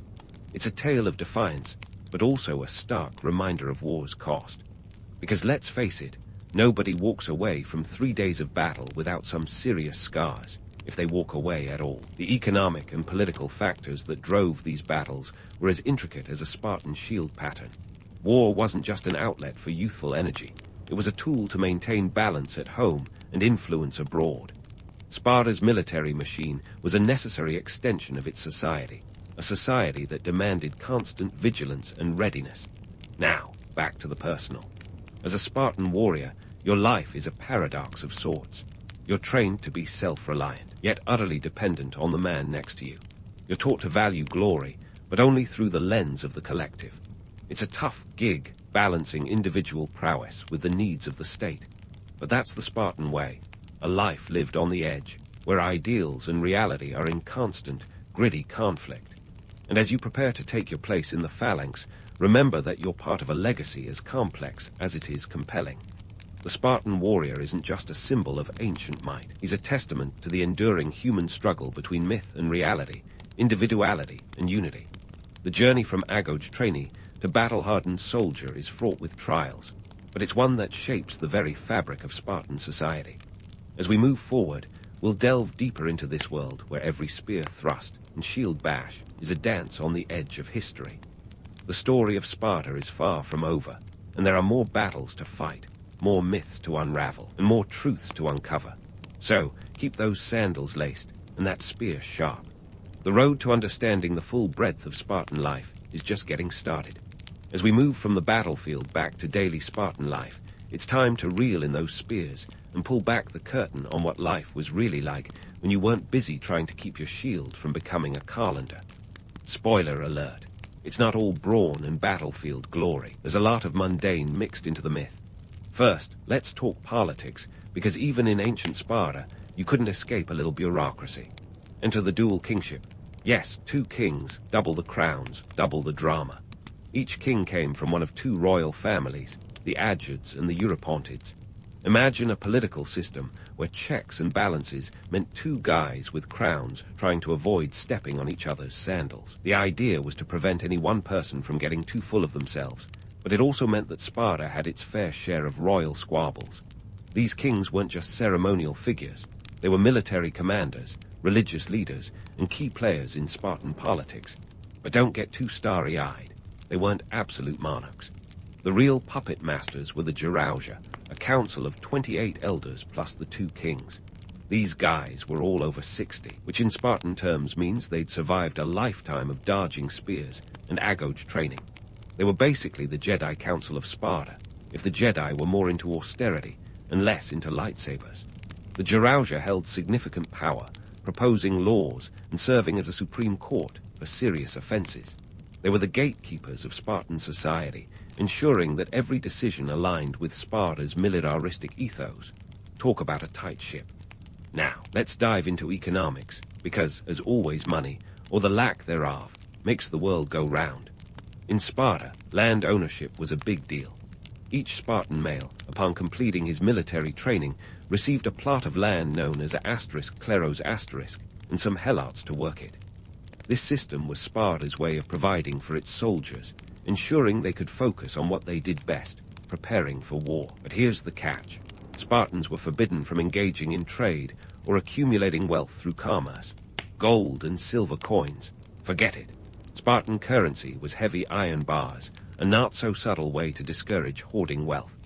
This system was intended to keep everyone focused on the collective good, but it also meant that economic stagnation was just a stone's throw away. The Spartan economy was less a thriving marketplace and more a subsistence machine, grinding away to keep its warriors fed and ready for action. And then there's the helots, the engine room of Spartan society. These state-owned serfs were the ones actually working the land, providing the agricultural backbone for the Spartan way of life. As we've noted, they outnumbered Spartans significantly, which is like having a lion's share of your population ready to pounce if you let your guard down. In terms of culture, Sparta was all about minimalism before it was cool. The Spartans had a reputation for austerity that would put Marie Kondo to shame. Their art was utilitarian, their music was martial, and their poetry was, well, laconic. The whole less is more vibe wasn't just a lifestyle choice, it was a necessity. After all, when your main export is fear, there's little time for frills. But that doesn't mean Spartans were devoid of culture, had their own subtle forms of expression. Take, for example, the famous Spartan drinking songs, short, punchy, and designed to bolster morale rather than win a Grammy. Their festivals, like the Gymnopedia, were days-long celebrations of music, dance, and athletic prowess. These events were as much about reinforcing social cohesion as they were about entertainment. Spartan women also played a unique cultural role. Unlike their Athenian sisters, they were educated, physically trained, and enjoyed a level of autonomy that was practically revolutionary. They were expected to be outspoken, a trait that probably shocked their more demure Greek counterparts. But remember, this freedom wasn't about gender equality. It was about creating strong mothers who could bear strong sons for the Spartan machine. Yet, despite their freedoms, Spartan women were not exempt from society's expectations. Their ultimate role was to produce warriors, and their rights were always tethered to the needs of the state. It's a fascinating contradiction. A society that empowers women, yet binds them with the chains of militaristic necessity. In the end, life beyond the battlefield in Sparta was a careful balancing act. It was a society so focused on its military ethos that everything else, politics, economy, culture, revolved around maintaining its martial prowess. Spartans lived in a world where survival meant constant vigilance, and where every aspect of life was geared toward preserving their way of life.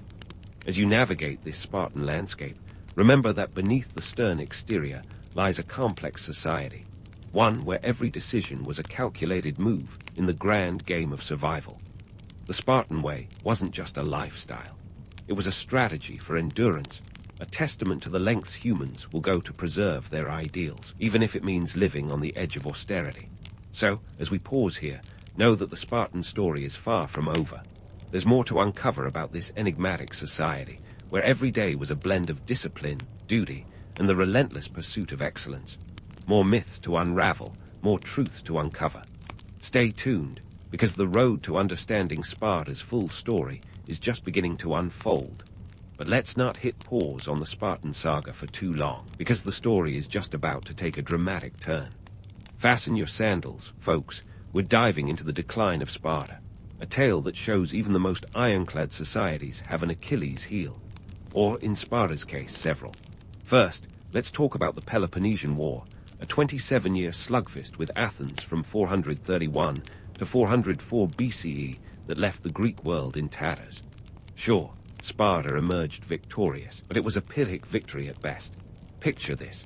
You win a heavyweight boxing match but break both hands in the process. Spartan resources were drained, their manpower depleted, and their allies were more frenemy than friend by the end. The war may have ended with Sparta sitting on Athens' doorstep like an uninvited guest who refuses to leave, but the cost was astronomical. You see, while the Spartans were busy flexing their military muscles, the real damage was happening back home. The constant state of war eroded their population, which, if you recall, was already precariously outnumbered by the Helots. The Spartan citizenry dwindled from an estimated 8,000 in the 5th century BCE to just around 1,000 by the 3rd century BCE. And when your society's backbone is a phalanx formation, fewer bodies means fewer shields in that wall of bronze. The Helots, the unsung labor force of Sparta, watched with interest as their oppressors weakened. Revolts became more frequent. Maintaining control over them was like trying to plug a dam with a cork. Meanwhile, Sparta's strict adherence to its militaristic lifestyle left little room for economic innovation. While Athens and other city-states were busy trading, inventing, and philosophizing, Sparta was stuck in a time loop of spears and shields. The economy remained stagnant, unable to adapt to changing times, like someone trying to pay for their groceries with monopoly money. Politically, Sparta's rigid system started to show cracks. The dual kingship that once prevented tyranny became a liability. Infighting and power struggles among the elite weakened the very fabric of Spartan society. The ephors, those annually elected overseers, often found themselves clashing with the kings, leading to a government that resembled more of a dysfunctional family reunion than a cohesive ruling body. The Battle of Leuctra in 371 BCE was the nail in the coffin for Spartan military supremacy. The Thebans, under the brilliant command of Epaminondas, introduced innovative tactics that left the Spartan phalanx floundering. It was a seismic shift, akin to a chess grandmaster getting checkmated by a rookie. The myth of Spartan invincibility was shattered, and the world knew it. Yet, despite their tumble from the top, the allure of the Spartan myth remained unscathed. The idea of the stoic, self-sacrificing warrior is a narrative too compelling to let go. It's the same reason Rocky Balboa continues to run up those steps in Philadelphia. The underdog spirit, the relentless pursuit of excellence, the grit. These are themes that resonate across time. But let's not kid ourselves. The Spartan lifestyle, for all its romance, was brutal. The reality was a society built on the exploitation of others, a rigid system that left no room for individual ambition or creativity. It's a stark reminder that even the most disciplined societies can crumble if they refuse to evolve. So, what can modern societies learn from the rise and fall of Sparta? Well, for starters, adaptability is key. A society that refuses to change is like a house built on sand. Eventually, it's going to sink. Economic innovation and social flexibility are crucial for survival. And let's not forget the importance of balance. Sparta's intense focus on military prowess came at the expense of everything else. It's like spending all your time at the gym and forgetting to pay your rent. Yet, the Spartan myth persists because it speaks to something deep within us, a yearning for simplicity, discipline, and strength. In an age of chaos, the idea of a society where everyone knows their place and purpose is undeniably attractive. But the real lesson from Sparta is that no society, no matter how strong, is invincible. The very traits that make it great can also lead to its downfall if unchecked. As we wrap up this journey through the dusty streets of ancient Sparta, remember that history is a tapestry woven with both legend and reality. The Spartans may not have been the invincible warriors of Hollywood lore, but their story is a testament to the complexities of human society. It reminds us that strength without flexibility is brittle, and that even the mightiest can fall. So, next time you think of Sparta, picture not just the warriors in their gleaming helmets and crimson cloaks, but also the cracks in their armor, the economic stagnation, the political infighting, and the social rigidity. Because in those cracks, we find the real story, the one that holds lessons for us all. And there you have it, the rise and fall of Sparta, a story as enduring as it is enigmatic. From the Black Broth to the Phalanx, from the Agoge to the Battle of Leuctra, Sparta's legacy is a fascinating blend of myth and reality. And while the city-state itself may have crumbled, its lessons echo through the annals of history, a reminder of the power and peril of pursuing greatness at all costs. So, until next time, keep questioning, keep learning, and remember, history is more than just dates and battles. It's the story of us all.